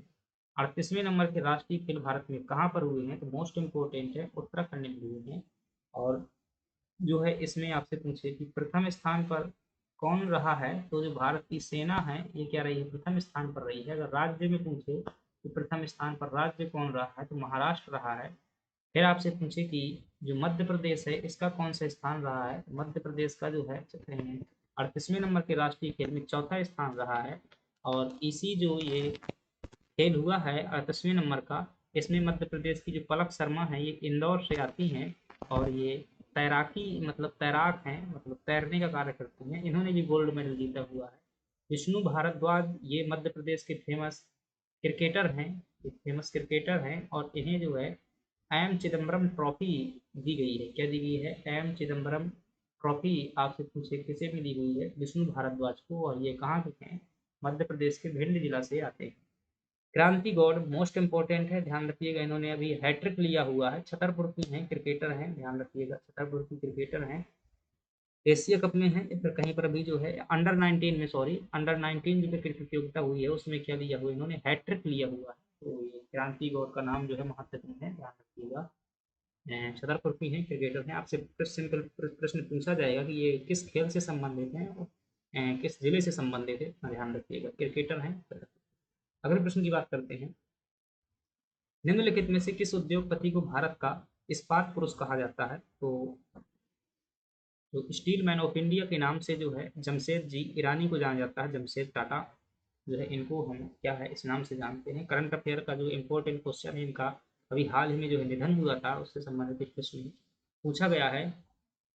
ओम प्रकाश जिंदल, अच्छी मित्तल। अब थोड़ी सी इस्पात से संबंधित बात है तो कुछ बातें ध्यान रखिएगा। इस्पात के जो है भारत में 4 सबसे बहुत महत्वपूर्ण क्या है कारखाने हैं, आपको जो है रट लेना है किसी भी हालत में, आपको सीधा सीधा पेपर में आएगा। ये कारखाने कहाँ पर स्थित हैं और किस देश के सहयोग से स्थापित किए गए थे, तो ध्यान रखिएगा। पहला कारखाना है वो आपका भिलाई, क्या नाम है, भिलाई कारखाना आपसे पूछेगा, भिलाई इस्पात संयंत्र पूरा नाम है भिलाई इस्पात संयंत्र। दूसरा है बोकारो इस्पात संयंत्र, बोकारो इस्पात संयंत्र। तीसरा जो कारखाना है वो है दुर्गापुर इस्पात संयंत्र, क्या है, दुर्गापुर इस्पात संयंत्र। और चौथा जो कारखाना है वो है राउरकेला, राउरकेला इस्पात संयंत्र। चारों आपको रख लेने हैं। ये कहाँ पर स्थित है, तो ध्यान रखिएगा भिलाई जो है आपका ये छत्तीसगढ़ में स्थित है। कहाँ पर स्थित है, छत्तीसगढ़ में स्थित है। बोकारो जो है आपका यह झारखंड में स्थित है। और जो दुर्गापुर इस्पात संयंत्र है ये आपका वेस्ट बंगाल यानी कि पश्चिम बंगाल में स्थित है। और राउरकेला जो इस्पात संयंत्र है ये आपका उड़ीसा में स्थित है। फिर आपसे पूछे ये किस देश के सहयोग से स्थापित किए गए थे, भिलाई कारखाना जो है ये छत्तीसगढ़ में रूस के सहयोग से स्थापित किया गया था। और जो बोकारो संयंत्र है ये भी आपका रूस के सहयोग से झारखंड में स्थापित किया गया था। और जो दुर्गापुर इस्पात संयंत्र है ये ब्रिटेन के सहयोग से स्थापित किया गया था। और जो राउरकेला इस्पात संयंत्र है यह आपका जर्मनी के सहयोग से क्या किया गया था, स्थापित किया गया। तो इतनी बातें क्या कर लेनी है आपको, अच्छे तरीके से याद कर लेनी है, मोस्ट इम्पोर्टेंट है। एक बात और ध्यान रखिएगा, जो इस्पात है इसके उत्पादन का भी भारत सरकार ने क्या कर रहा है, लक्ष्य रखा हुआ है। क्या है, लक्ष्य रखा हुआ है। तो 2027 तक क्या है, दोगुना उत्पादन करने का लक्ष्य रखा है। जितना भी उत्पादन हो रहा है 2027 तक, क्या कह रहा हूँ भाई, 2027 तक कह रहा हूँ, प्रॉपर तरीके से भाई 2030 तक है इसका समय शायद तक, जहाँ तक मैं याद कर रहा हूँ। तो ये देखते हैं थोड़ा सा। तो 2030 तक जो है इसको ध्यान रखिएगा, 2030 तक। आपसे शायद प्रश्न पूछे जाता है, एक बार एमपीएससी ने प्रश्न पूछ लिया था कि 2047 तक मतलब किसका लक्ष्य है। तो स्टील उत्पादन के लिए जो भारत सरकार है 2030 तक जो है दोगुना उत्पादन करने के लिए लक्ष्य रखा हुआ। अगला प्रश्न हमारे पास में, रिजर्व बैंक ऑफ इंडिया का वर्तमान गवर्नर कौन है, तो देखिएगा रिजर्व बैंक ऑफ इंडिया से प्रश्न पूछा गया है। तो आप ये बातें जो है किसी भी हालत में रख लीजिएगा, मोस्ट इंपॉर्टेंट बातें हैं आरबीआई के बारे में। आपसे पूछे आरबीआई की जो है स्थापना कब की गई थी। पहली बात, आरबीआई क्या है, रिजर्व बैंक ऑफ इंडिया है, भारत का सबसे बड़ा बैंक है और सभी बैंकों को क्या करता है, नियंत्रित करने वाला बैंक है। जितने भी पैसे समय कार्य होते हैं इसका जो है सबसे बड़ा हाथ इसी पर रहता है, आरबीआई। आपसे पूछिए आरबीआई की स्थापना कब की गई थी, तो 1 अप्रैल 1935 को जो है अंग्रेजों के जमाने पर इसकी स्थापना हुई थी। आपसे पूछे किस आयोग की सिफारिश पर या कमेटी कौन थी, तो आपको बताएंगे रॉयल कमीशन। रॉयल कमीशन पर इसकी स्थापना की गई थी। इसे यंग हेल्टन आयोग भी कहा जाता है। आपसे पूछे कि इसके जो है मतलब राष्ट्रीयकरण कब किया गया था, इसका राष्ट्रीयकरण कब किया गया था। अंग्रेजों का बनाया हुआ है तो भाई राष्ट्रीयकरण भी होगा तब तो भारत को कहलाएगा। तो 1 जनवरी 1949 को जो है इसका क्या किया गया था, राष्ट्रीयकरण किया गया था। प्रश्नार्थ का ध्यान रखिए, कई प्रश्न आ चुके हैं यहाँ से, ये प्रश्न कई बार बार पूछे जाने वाली चीजें हैं। राष्ट्रीयकरण जो है 1 जनवरी 1949 को हुआ था। फिर आपसे प्रश्न पूछे कि आरबीआई का जो राष्ट्रीयकरण हो गया तो इसका मुख्यालय कहाँ पर है, तो अंग्रेजों के जमाने पर इसका मुख्यालय पहले जो शुरुआत में था वो कलकत्ता में हुआ करता था, लेकिन वर्तमान में इसका मुख्यालय है वो कहाँ पर है, मुंबई में जो है इसका वर्तमान में मुख्यालय है। फिर आपसे प्रश्न पूछे कि इसके प्रथम जो है आरबीआई के जो प्रथम अध्यक्ष कौन थे, तो आप क्या बताएंगे। प्रथम अध्यक्ष जो थे ओसबोर्न स्मिथ साहब थे। ओसबोर्न ओसबोर्न स्मिथ साहब जो क्या थे इसके प्रथम अध्यक्ष थे। फिर आपसे प्रश्न पूछिए ये कब बने हुए थे, ये 1935 में बने हुए थे, ध्यान रखिएगा। फिर आपसे प्रश्न पूछिए प्रथम भारतीय कौन थे, भारतीय प्रथम भारतीय रखिएगा, प्रथम भारतीय जो थे सी डी देशमुख साहब जो है क्या है प्रथम भारतीय रहते थे, और ये जो है 1945 में बने हुए थे। आपसे पूछे कि वर्तमान में रिजर्व बैंक ये थे, तो आप क्या बताएंगे वर्तमान में सर जो है। देखिए भाई कई बार जो है कहीं भाषा गलत हो जाती है, कहीं कुछ गलत हो जाती है, तो जो है इंटेंसिटी को समझने का कार्य कीजिएगा कि हमारा भाव जो है कभी गलत बताना नहीं होता है।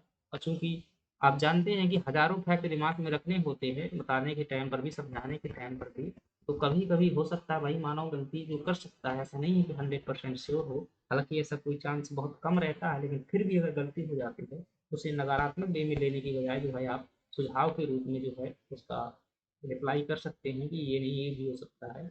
अब जब आप मतलब ऐसा कहेंगे कि आपसे ये नहीं बनता है, तो ऐसा नहीं है कि बनता नहीं है भाई, जब इतनी चीज़ें बनती हैं तो वो भी बनता होगा, तो कई बार गलतियाँ हो जाती हैं, तो उसमें जो है उसका नकारात्मक वे में बोलने से क्या होता है सामने वाले व्यक्ति को गलत इफेक्ट भी पड़ता है। तो वर्तमान में आपसे अध्यक्ष पूछे तो आरबीआई के जो वर्तमान अध्यक्ष हैं वो संजय कुमार जो क्या है वर्तमान में इसके अध्यक्ष हैं। इतनी बातें अगर रिजर्व बैंक को क्लियर से ध्यान रखते हैं तो आपका अरविंद पनगुड़िया जो है ध्यान रखिएगा वर्तमान का जो है वित्त आयोग के अध्यक्ष कौन है, अरविंद पनगुड़िया साहब जो है वित्त आयोग के अध्यक्ष हैं। शक्तिकांत दास जो है 26 नंबर के गवर्नर थे आरबीआई के। उर्जित पटेल जब नोटबंदी हुई थी तो उस टाइम पे क्या थे आरबीआई के गवर्नर। चलिए अगला प्रश्न है निम्नलिखित में से अपने समय होते हैं। 1 घंटा 2 मिनट की क्लास हो चुकी है, 10 प्रश्न बाकी है, तो आप स्पीड में होती है।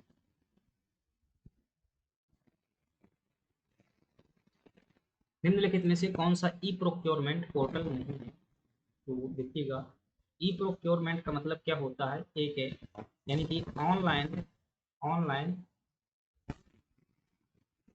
ऑनलाइन मार्केट प्लेस नहीं है, और ऑफलाइन जो मार्केट होते हैं उन्हें ई प्रोक्योरमेंट कहा जाता है। वो भी किसके सरकार द्वारा जो है सामान बेचने खरीदने का कार्य जिस माध्यम से किया जाता है वो क्या है ई प्रोक्योरमेंट है, इलेक्ट्रॉनिक माध्यम से। तो एमपी टेंडर से मध्य प्रदेश सरकार का क्या है, ये मध्य प्रदेश सरकार का क्या है, जैसे कोई गवर्नमेंट टेंडर जारी करती है अपना काम करवाने के लिए तो ऑनलाइन करती है, तो ये उसकी वेबसाइट है। जेम जो है ये जो है केंद्र सरकार की वेबसाइट है, ठीक है। तो ये केंद्र सरकार की जो है वेबसाइट है जो कि ये प्रोक्योरमेंट ही है, एक प्रकार का पोर्टल ही है जिसमें केंद्र सरकार ने जो है कार्य जारी करती है। एमपी लून जो है यह जो है मध्य प्रदेश का क्या है लघु उद्योग विकास निगम है, लघु उद्योग विकास निगम है, उसके द्वारा बनाया गया एक पोर्टल है। जैसे कई बार जो है छोटे उद्योग खोलने के लिए आप क्या करते हैं ऑनलाइन अप्लाई करना होता है, तो ऐसे ये टेंडर जो है बनाते हैं, इसमें लेन देन करना पड़ता है कुछ फीस जो भी होगा। तो ये लघु उद्योग का है, और जो लघु उद्योग निगम था इसकी स्थापना 1961 में की गई थी। और जो एमपी ऑनलाइन है ना, तो ये कोई ई प्रोक्योरमेंट नहीं है, जबकि ये ऑनलाइन ऑनलाइन सेवा प्रदान करने के लिए मतलब क्या है एक है, सरकार का जो है उपकरण के रूप में है। तो ये जो है कोई पोर्टल नहीं है सरकार का, तो ये ऑनलाइन सर्विस देता है ना कि कोई सामान खरीदने बेचने का मामला। ठीक है।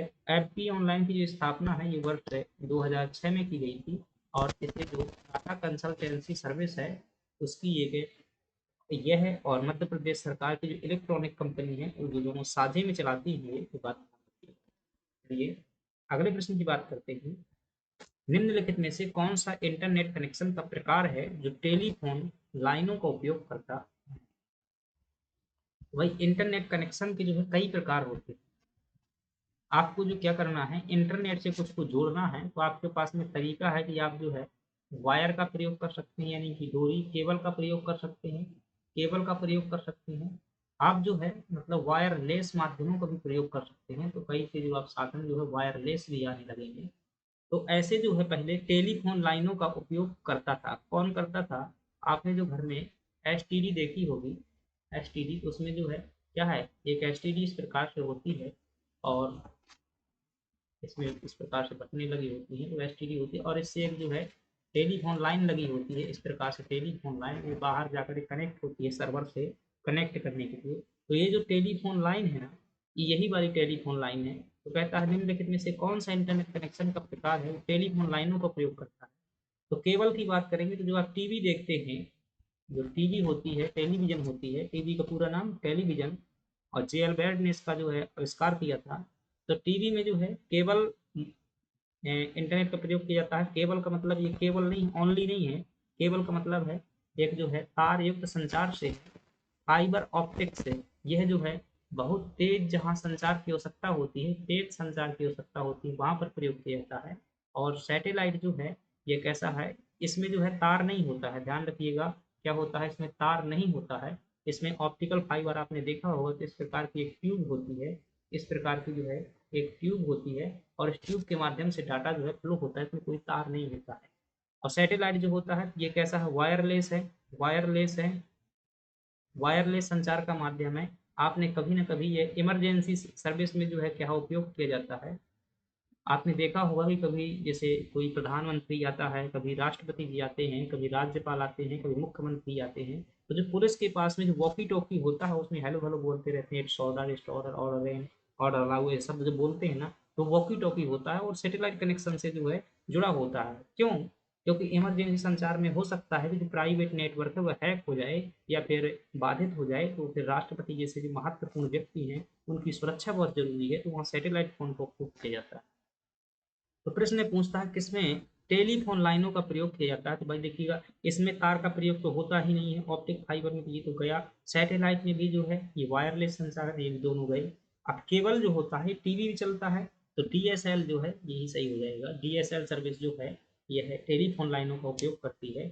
इसका पूरा नाम डिजिटल सब्सक्राइब लाइन होता है, और ये जो है आपकी एसटीडी है ये इसी पर जो है कार्य करती है। तो अब मैं यहाँ पर जो है फैक्ट नहीं लिखा रहा हूँ, क्योंकि मुझे पता है भाई जो कंप्यूटर पे जो है आता है एमपीपीएससी में उसकी भाषा इतनी आसान नहीं आती है, तो आप चीज़ों को समझिए, और समझने के बाद जो शब्द समझ में आए उसी के आधार पर आप उत्तर दे पाएंगे। यहाँ रखने के बाद नहीं दे पाएंगे, जहाँ चीज़ें रखने लायक होंगी मैं वहाँ पर समझाऊंगा, बताऊंगा।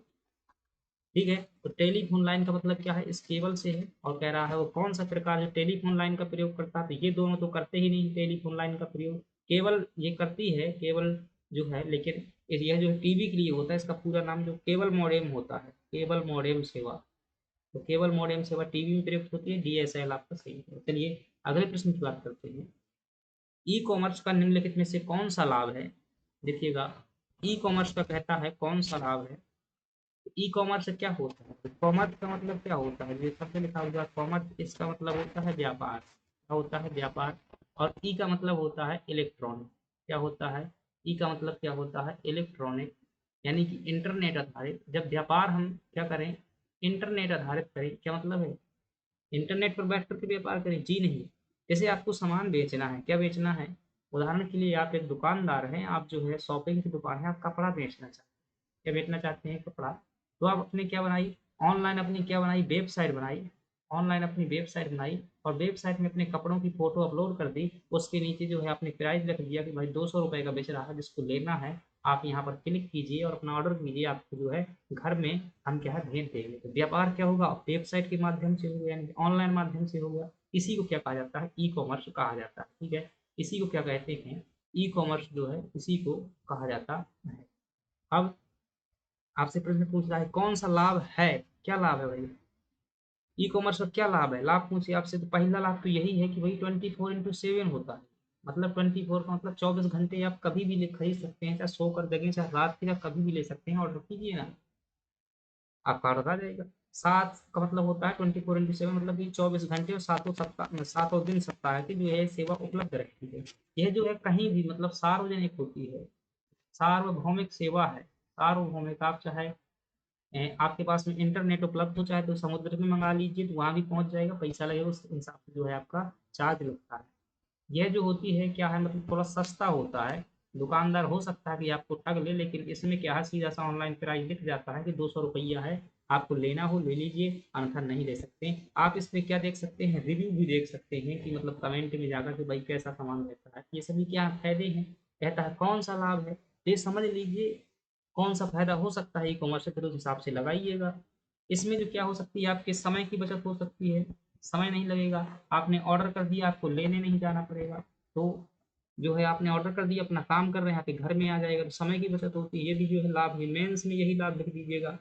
आपसे प्रश्न पूछा गया है कि कौन सा लाभ है, 24 कार्य करने की क्षमता है, जी हाँ ये कार्य कर सकता है। सीमित पहुंच, भाई सीमित पहुंच कहाँ है, पूरी जगह तो पहुंच सकता है, जहाँ जहाँ इंटरनेट ये जो है लाभ गलत हो जाएगा। खरीदारी के अनुभव को व्यक्ति परख करने की क्षमता, व्यक्ति परख नहीं होता है। ऑनलाइन में हजारों लोग कमेंट करते हैं और हजारों लोग खरीद सकते हैं, तो व्यक्ति परख नहीं होता है। ऊंची परिचालन लागतें, ऐसा कुछ नहीं है, लागतें कई बार लग जाती हैं, लेकिन अधिकांशतः जो है आप एक प्लेटफार्म में जाकर के देखिएगा, पहले स्नैपडील में, अमेजोन में, फ्लिपकार्ट में, सभी जगह जाकर चेक कर लीजिएगा, तो ज़्यादा लागत तो आपको लगेगी ही नहीं। ये भी आपका सही जवाब क्या हो जाएगा, ऑप्शन सी। अब आपको जो है ई कॉमर्स के बारे में जैसे कुछ और चीज़ें याद करनी हो तो क्या कर सकते हैं। अब ई कॉमर्स में जो है आपसे प्रश्न ज़्यादातर पूछा जाता है, भाई श्रेणियों को लेकर के प्रश्न पूछा जाता है, अभी हम चर्चा करें आगे चल करके। इसकी श्रेणियां होती हैं, वहां से जो प्रश्न पूछा जाता है, कौन B2B है, कौन B2C है। और आपसे पेमेंट मेथड को लेकर के प्रश्न पूछा जाता है, कुछ फुल फॉर्म पूछ जाते हैं, चलिए बात करेंगे आगे अभी जो है। निम्नलिखित में से कौन सा साइबर हमले का एक प्रकार है जिसमें उपयोगकर्ता को संवेदनशील सूचना जाहिर करने के लिए धोखा दिया जाता है। भाषा बहुत जटिल लिखी हुई है, सिंपल से इसका उत्तर जो है वो है आपका फिशिंग हमला, जो है इसका सीधा सा मतलब। देखिएगा कैसे फिशिंग हमला होता क्या है, फिशिंग हमला समझ लीजिएगा, आप आसानी से जो है समझ जाएंगे।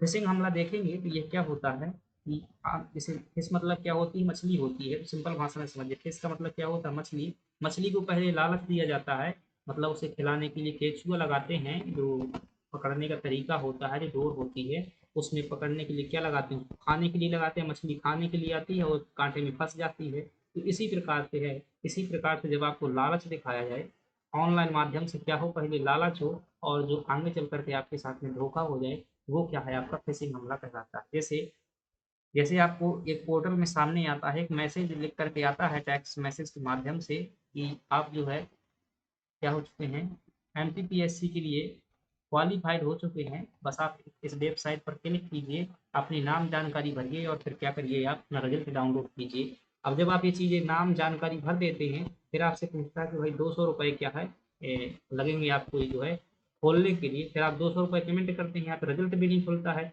तो पहले आपको लालच दिया गया, फिर बाद में आपके साथ में धोखा होगा, तो ये क्या है, फिशिंग हमला, यानी कि पहले लालच दिखा करके आपसे धोखा कर दिया जाए।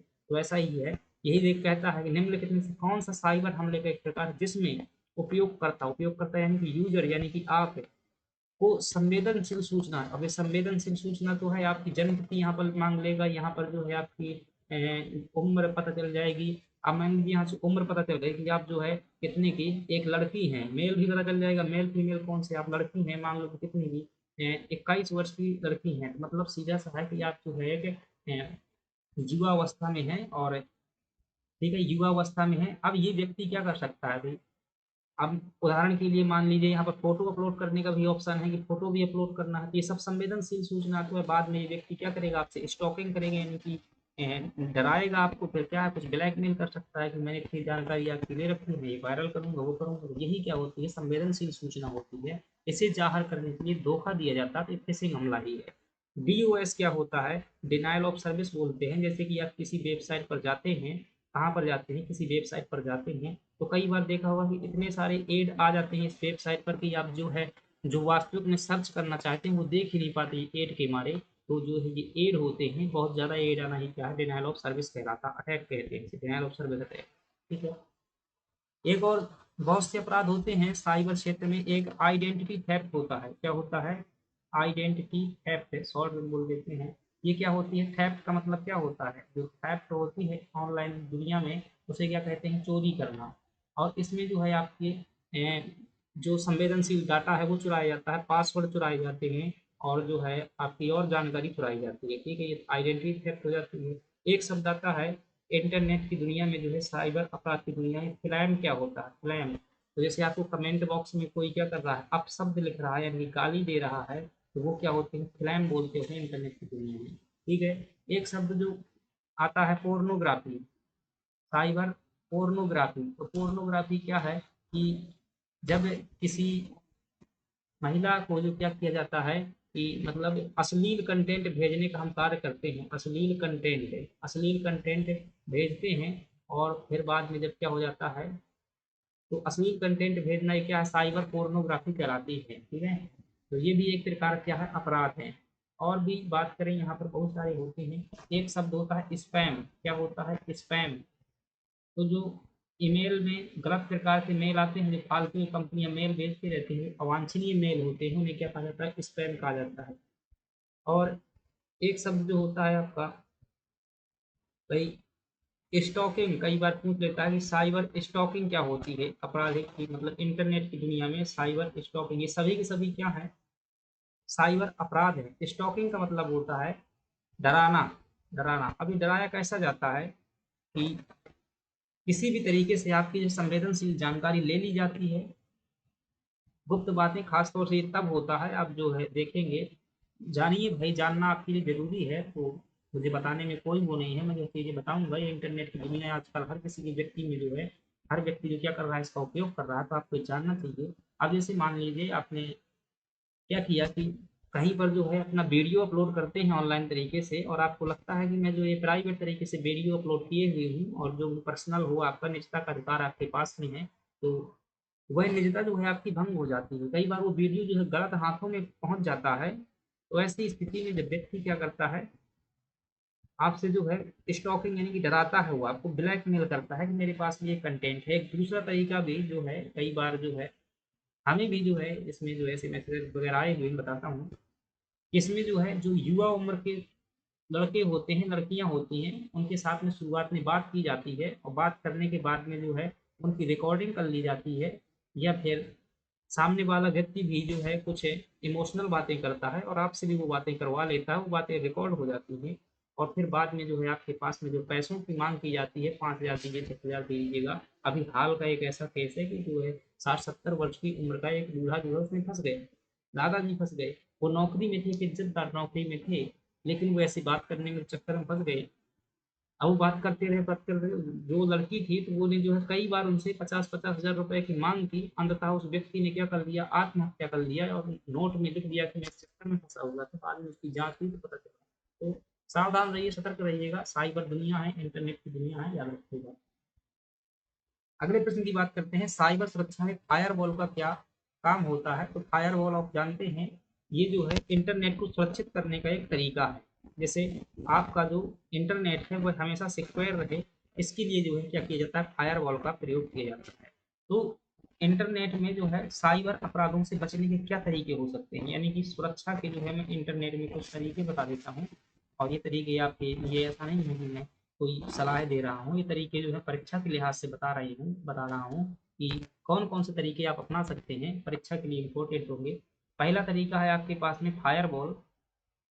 तो फायरवॉल का प्रयोग जो है साइबर अपराध रोकने के लिए किया जाता है। दूसरा तरीका है एंटीवायरस। एंटीवायरस का जो है प्रयोग किया जाता है। तीसरा तरीका है साइबर बॉल, फायर बॉल हो गया, एंटीवायरस हो गया, एक प्रॉक्सी सर्वर का जो है इसमें उपयोग करते हैं, प्रॉक्सी सर्वर का उपयोग किया जाता है। और चौथा तरीका होता है कि हमेशा जागरूक रहना, जागरूक रहना। एक तरीका हो सकता है इनक्रिप्शन।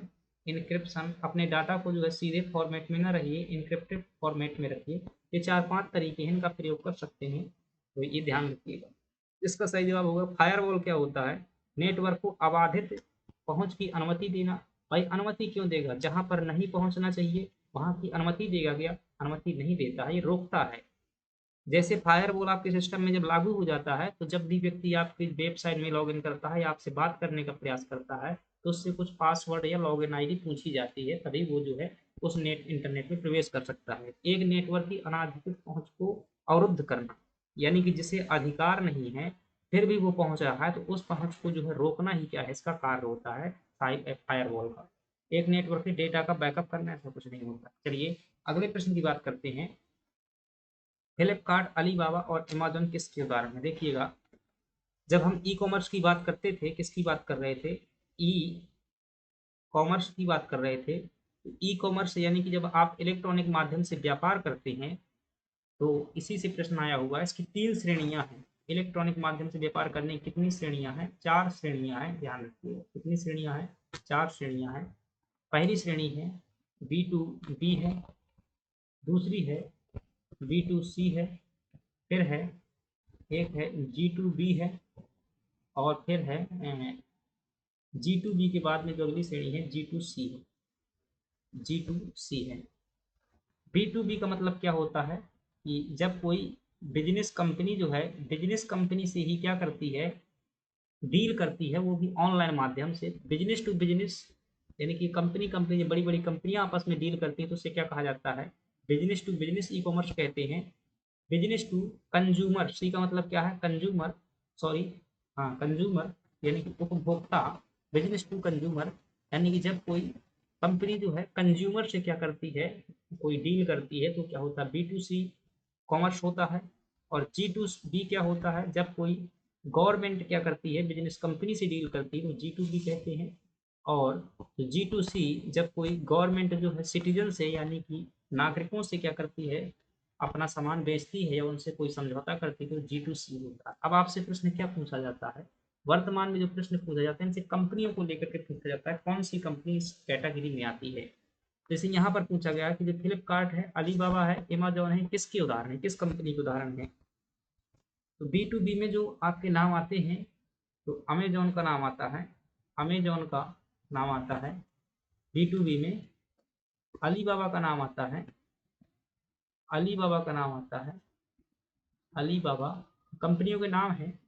इसमें जो है फ्लिपकार्ट का नाम आता है, इसका फ्लिपकार्ट का नाम आता है, फ्लिपकार्ट। इसमें जो है ऑरेकल का नाम आता है, ऑरेकल। और ये सभी की सभी कंपनियां B2B हैं, यानी कि बिजनेस से बिजनेस के लिए भी डील करती हैं। और ये सभी की सभी भाई क्या करते हैं? क्या आप अमेजोन से कोई सामान नहीं खरीदते हैं क्या? तो बिजनेस टू कंज्यूमर भी हो जाएंगे। सभी की सभी कंपनियां जो है बिजनेस टू कंज्यूमर भी है, बिजनेस टू बिजनेस भी है। ठीक है। गवर्नमेंट टू बिजनेस है। गवर्नमेंट टू बिजनेस में सबसे अच्छा आपका अभी जो पेपर में आया हुआ था, MP टेंडर, यानी कि मध्य प्रदेश सरकार प्राइवेट सेक्टर में जो है काम करने के लिए ऑनलाइन ऑर्डर जारी करती है, वो क्या हो जाएगी? गवर्नमेंट टू बिजनेस हो जाएगी। G2C, आपने जो है उमंग ऐप में जो है कोई ना कोई किया होगा, लॉगिन किया होगा, आधार कार्ड डाउनलोड किया होगा, कोई पेमेंट किया होगा, तो उमंग ऐप जो है सरकारी सेवाएं प्रदान करने वाला एक ऐप है, तो गवर्नमेंट टू सिटीजन हो जाएगा। नहीं, आप सीधी सी मतलब है, जो आधार कार्ड के लिए कौन आता है, एम आधार मोबाइल ऐप आता है, तो उसमें कभी ना कभी लॉगिन किया होगा आपने, जो है डिजी लॉकर में लॉगिन किया होगा। तो ये सभी किसके उदाहरण हैं? गवर्नमेंट टू इसके उदाहरण हैं, C2 के। तो आपसे प्रश्न पूछा कि कैसी कंपनियां हैं, तो देखो, अब ये B2C भी है और B2B भी है, दोनों प्रकार की हैं, ध्यान रखिएगा। तो इसमें 2 उत्तर सही होंगे, B2B। हालांकि MPPSC ने पहले इसका B2B माना हुआ था, फिर बाद में जो है तो फाइनल आंसर की B2C माना हुआ है, दोनों इसके उत्तर सही हैं। तो अधिकांश कंपनियां इसी प्रकार की होती हैं, B2C और B2B रहती हैं। अगले प्रश्न की बात करते हैं, और अगला प्रश्न है, वह प्रक्रिया जिसके द्वारा रिसीवर संदेश के स्रोत द्वारा प्रयुक्त संकेतों की व्याख्या करता है, क्या कहलाती है? देखिए, थोड़ा सा इंग्लिश वर्जन इस प्रश्न का पढ़िएगा, जब ऐसा प्रश्न आए तो इंग्लिश वर्जन जरूर पढ़िएगा। अब ये आपसे जो मतलब सूचना को ट्रांसफर करने के लिए प्रश्न पूछा गया है, सूचना ट्रांसफॉर्मेशन के बारे में प्रश्न है, कंप्यूटर का प्रश्न है। तो आप इतिहास भूगोल पढ़ करके ज़्यादा खुश मत होइएगा। 10 नंबर का जो है कंप्यूटर वाला सेशन भी आता है, तो इसे भी जो है उतना ही महत्व दीजिएगा, कितना भी छोटा हो। और इसकी भाषा जो है समानता समझ में नहीं आती है, अपनी चीज़ों को समझने का कार्य कीजिएगा। कि देखिएगा, मैं आपसे ही उदाहरण लेता हूँ कि इसमें से एक व्यक्ति क्या है, आप हैं, अच्छे से बनाऊँ क्या, चलिए ठीक रहे लीजिए। एक व्यक्ति जो है इसमें क्या है, आप हैं, और एक व्यक्ति जो है आपके जैसा दूसरा और, ठीक है। तो आपका नाम क्या है, ए है, और आप जिससे बात कर रहे हैं उसका नाम क्या है, बी है। ठीक है, समझिएगा चीज़ों को। अब आप यहाँ से जो है अपने मोबाइल से बोलते हैं, भाई क्या बोलते हैं, इधर मुंह से बोलते हैं हेलो। ये व्यक्ति कोई भी हो सकता है, आपके पिताजी भी हो सकते हैं, माता भी हो सकती है। तो यहाँ से आपने भेजा हेलो, तो इनके मोबाइल में भी क्या पहुंच गया, जो कान में इनके भी मोबाइल लगा हुआ है यहाँ से, और आपके जो है मुंह में मोबाइल लगा हुआ है। तो यहाँ से आपने क्या भेजा, हेलो भेजा, तो थोड़ी देर में जो मतलब कुछ ही सेकंड के अंतर्गत इनके भी पहुंच जाता है हेलो, और ये भी कहते हैं हेलो बेटा, ऐसे वापस करते हैं। तो ये प्रश्न कहता है वह प्रक्रिया जिसके द्वारा रिसीवर, जो आप हेलो बोल रहे हैं तो आप क्या हो जाएंगे, सेंडर हो जाएंगे, यानी कि भेजने वाले, और जो व्यक्ति सुन रहा है वो क्या हो जाएगा, रिसीवर हो जाएगा, रिसीवर हो जाएगा। ठीक है, आपके फोन में जो है एक यंत्र लगा होता है जो भेजने कार्य करता है, उसका नाम होता है एंटीना, एंटीना होता है। ठीक है, और इसमें जो है जो मोबाइल सुनता है उसमें रिसीवर लगा होता है, हर मोबाइल में होते हैं एंटीना और रिसीवर ही लगे होते हैं। तो ये, अब आपने यहाँ से हलो भेजा, तो ऐसा तो है नहीं कि आपका हलो जो है हवा में उड़ करके यहाँ पहुँच गया, वरना ध्वनि की गति इतनी तेज नहीं होती है कि एक सेकंड में जो है यहाँ तक पहुँच जाए, आप हजारों किलोमीटर दूर के व्यक्ति से बात कर लेते हैं। ठीक है, तो ये हलो जो होता है, पहले यहाँ पर बीच में क्या लगा होता है, आपके मोबाइल में जो है मॉडेम लगा होता है, क्या लगा होता है, मॉडेम लगा होता है। और ये क्या करता है, सिग्नल को परिवर्तित करने कार्य करता है। आपका जो हलो है, यह जो है एक मुंह से निकला हुआ है, यानी कि एक ऐसी ऊर्जा है, ये ध्वनि ऊर्जा है। कैसी ऊर्जा है, ध्वनि ऊर्जा है। और ध्वनि ऊर्जा को जो विद्युत ऊर्जा में बदलने वाला उपकरण होता है, उसे क्या कहते हैं, क्या कहते हैं बताइएगा, माइक्रोफोन होता है। क्या होता है, माइक्रोफोन। तो आपके मोबाइल के माइक्रोफोन द्वारा क्या किया जाता है, इस ध्वनि ऊर्जा को, आपके हेलो को विद्युत ऊर्जा में बदल दिया जाता है, एक संकेत के रूप में बदल देता है। और मॉडेम फिर क्या करता है, इस डिजिटल सिग्नल को एनालॉग सिग्नल में बदल देता है। और यह एनालॉग सिग्नल आपका जो है तरंगों के माध्यम से, जो दूर संचार तकनीकी विद्युत चुंबकीय तरंगे होती हैं, उनके माध्यम से यहाँ तक पहुँचती है। अब इस मोबाइल में जो है क्या लगा हुआ है, एक रिसीवर नाम का यंत्र लगा हुआ है। ये रिसीवर क्या करता है, आपके हलो को पुनः क्या करता है, कोड करता है। यानी कि जो ये हलो हो जाए, मतलब विद्युत ऊर्जा आई हुई है, ये विद्युत ऊर्जा अब पुनः किस में बदलेगी, ध्वनि ऊर्जा में बदलेगी इस मोबाइल में। यही प्रश्न पूछा गया है कि जो रिसीवर द्वारा संदेश के स्रोत द्वारा प्रयुक्त संकेत होते हैं, उनकी व्याख्या करता है, तो उसे क्या कहते हैं, विसंकेतन कहते हैं। क्या कहते हैं, विसंकेतन। यानी कि इसे डिकोड भी कहा जाता है, इंग्लिश के अंतर्गत जो डिकोडिंग कहा जाता है इस प्रक्रिया को, जो डिकोडिंग कहा जाता है। ठीक है, तो ये सूचना संचार माध्यम है, आप इसका इंग्लिश वर्जन देखेंगे तो डिकोडिंग लिखा होगा। चलिए अगले प्रश्न की बात करते हैं। ये प्रश्न हजारों बार पूछा गया है अलग अलग परीक्षाओं में, कि एनालॉग सिग्नल को डिजिटल सिग्नल में, या डिजिटल सिग्नल को एनालॉग सिग्नल में बदलने का कार्य कौन करता है, मॉडेम करता है। अगला प्रश्न है, निम्नलिखित में से कौन सा वेब ब्राउज़र नहीं है। तो वेबसाइट पर बहुत सारे ब्राउज़र होते हैं जो आप क्या करते हैं, जिनमें जानकारी सर्च करने का प्रयास करते हैं। जैसे कि आप देखेंगे क्रोम क्या है, एक वेब ब्राउज़र है। इसी प्रकार से इंटरनेट एक्सप्लोरर, इंटरनेट एक्सप्लोरल, ये भी क्या है, एक वेब ब्राउज़र है। इसी प्रकार से जो नेटस्केप है, ये भी क्या है, एक वेब ब्राउज़र है। इसी प्रकार से नेविगेटर है, ये भी क्या है, एक नेविगेटर है, ये भी क्या है, एक वेब ब्राउज़र है। इसी प्रकार से मोजिला फायरफॉक्स, मोजिला फायरफॉक्स, ये भी क्या है, एक प्रकार का मोजिला फायरफॉक्स, ये भी एक ब्राउज़र है। इसी प्रकार से देखेंगे आप Netscape, navigator, Chrome, opera, opera भी क्या है, एक प्रकार का एक वेब ब्राउज़र है। इसी प्रकार से सफारी जो है, यह भी क्या है, एक वेब ब्राउज़र है। और माइक्रोसॉफ्ट एज, माइक्रोसॉफ्ट एज, मैं अभी भी इसको यूज करता हूँ लैपटॉप में। माइक्रोसॉफ्ट एज भी क्या है, ये आपका वेब ब्राउज़र है। तो ऐसे ये इनको ध्यान रखना है, ये सभी के सभी आपसे पूछे जाते हैं। अगर आपको याद करने में दिक्कत हो रही है तो आप ऐसे कोड शब्द याद कर सकते हैं। अगर आपको अच्छा लगे कि एक व्यक्ति है और वह व्यक्ति क्या करता है, उससे गांव में इंटरनेट नहीं चल रहा है, तो वो क्या कहता है कि मोने को, यानी कि मेरे को, मोने को असम असम असम में क्या करना है, असम में जाना है, किस लिए जाना है, इंटरनेट चलाने के लिए असम में जाना है। असम जो है एक पूर्वी एरिया है, राज्य है, वहाँ पर जो है खुला जंगल है, तो अच्छा इंटरनेट चलता है। तो इन शब्दों से आप इन सभी शब्दों को जो है याद कर सकते हैं। मो से हो जाएगा आपका मोजिला फायरफॉक्स, ने से हो जाएगा नेट एस्केप और नेविगेटर, ओ से हो जाएगा आपका क्रोम, ओ से हो जाएगा आपका ओपेरा, सा से हो जाएगा आपका सफारी, और मा से हो जाएगा आपका माइक्रोसॉफ्ट एज, और इंटरनेट से हो जाएगा इंटरनेट एक्सप्लोरर। ये शब्द आप ये ट्रिक है, समझ लीजिए इसे। हालांकि जहाँ समझने वाली बात होती है वहाँ मैं जो है ट्रिक का उपयोग नहीं करता, लेकिन कुछ चीज़ें हैं जो रटने के लिए उनका सहारा लेना पड़ता है। तो कहता है कौन सा वेब ब्राउजर नहीं है, इंटरनेट एक्सप्लोरर है, मोजिला फायरफॉक्स भी है, याहू जो है ये क्या है, याहू ये जो है सर्च इंजन है, ध्यान रखिएगा सर्च इंजन है याहू, और गूगल क्रोम भी क्या है, एक वेब ब्राउजर। तो सही जवाब हो जाएगा ऑप्शन बी। अगला प्रश्न है, चैट जीपीटी का विकास किसके द्वारा किया गया था। तो चैट जीपीटी का विकास जो है ओपन एआई के द्वारा किया गया है, याद रखिएगा। और ये क्या है, एक प्रकार का एआई टूल है। क्या है, एआई टूल है। वर्तमान में ऐसे बहुत सारे एआई टूल चल रहे हैं।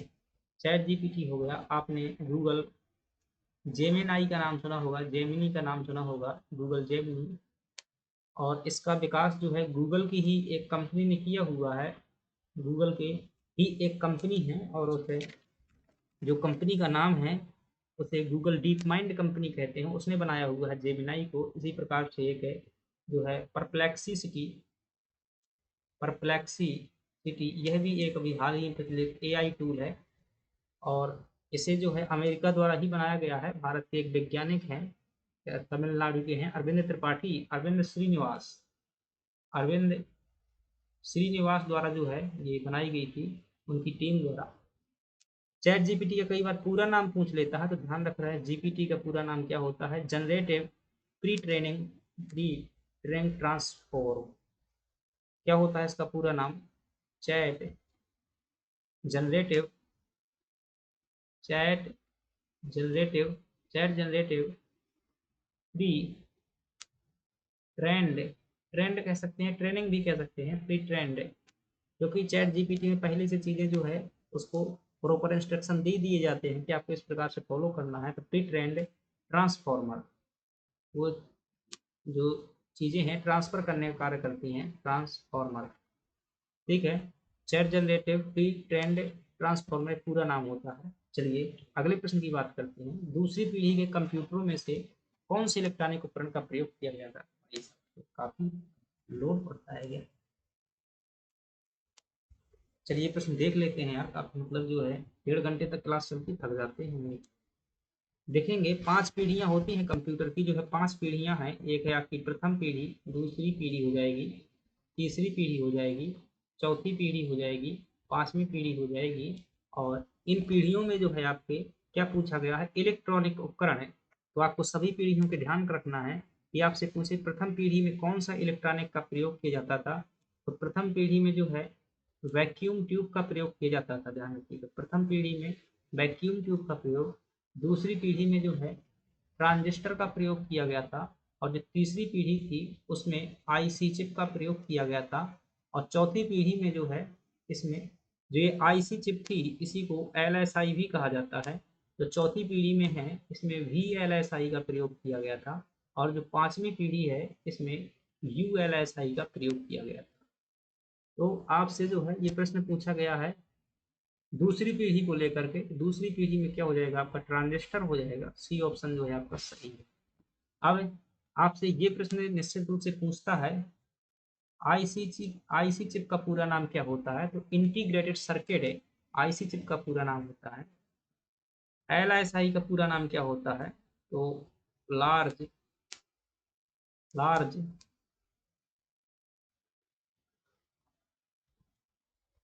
Large scale large scale integration large scale integration large scale integration जो है इसका पूरा नाम होता है।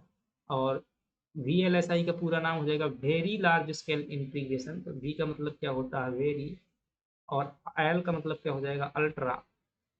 तो अल्ट्रा लार्ज स्केल इंटीग्रेशन, तो ये शब्द आपको ध्यान रखना है। तो फ्रेंड्स ये हमारी क्या हुई, आज की क्लास कंप्लीट हुई। तो अगर आपको लगता है कि कंटेंट ठीक ठाक मिल रहा है, हमारी परीक्षा की तैयारी हो रही है, तो हमारे साथ में जरूर जुड़िएगा, लाइक सब्सक्राइब जरूर करिएगा, सपोर्ट करिएगा।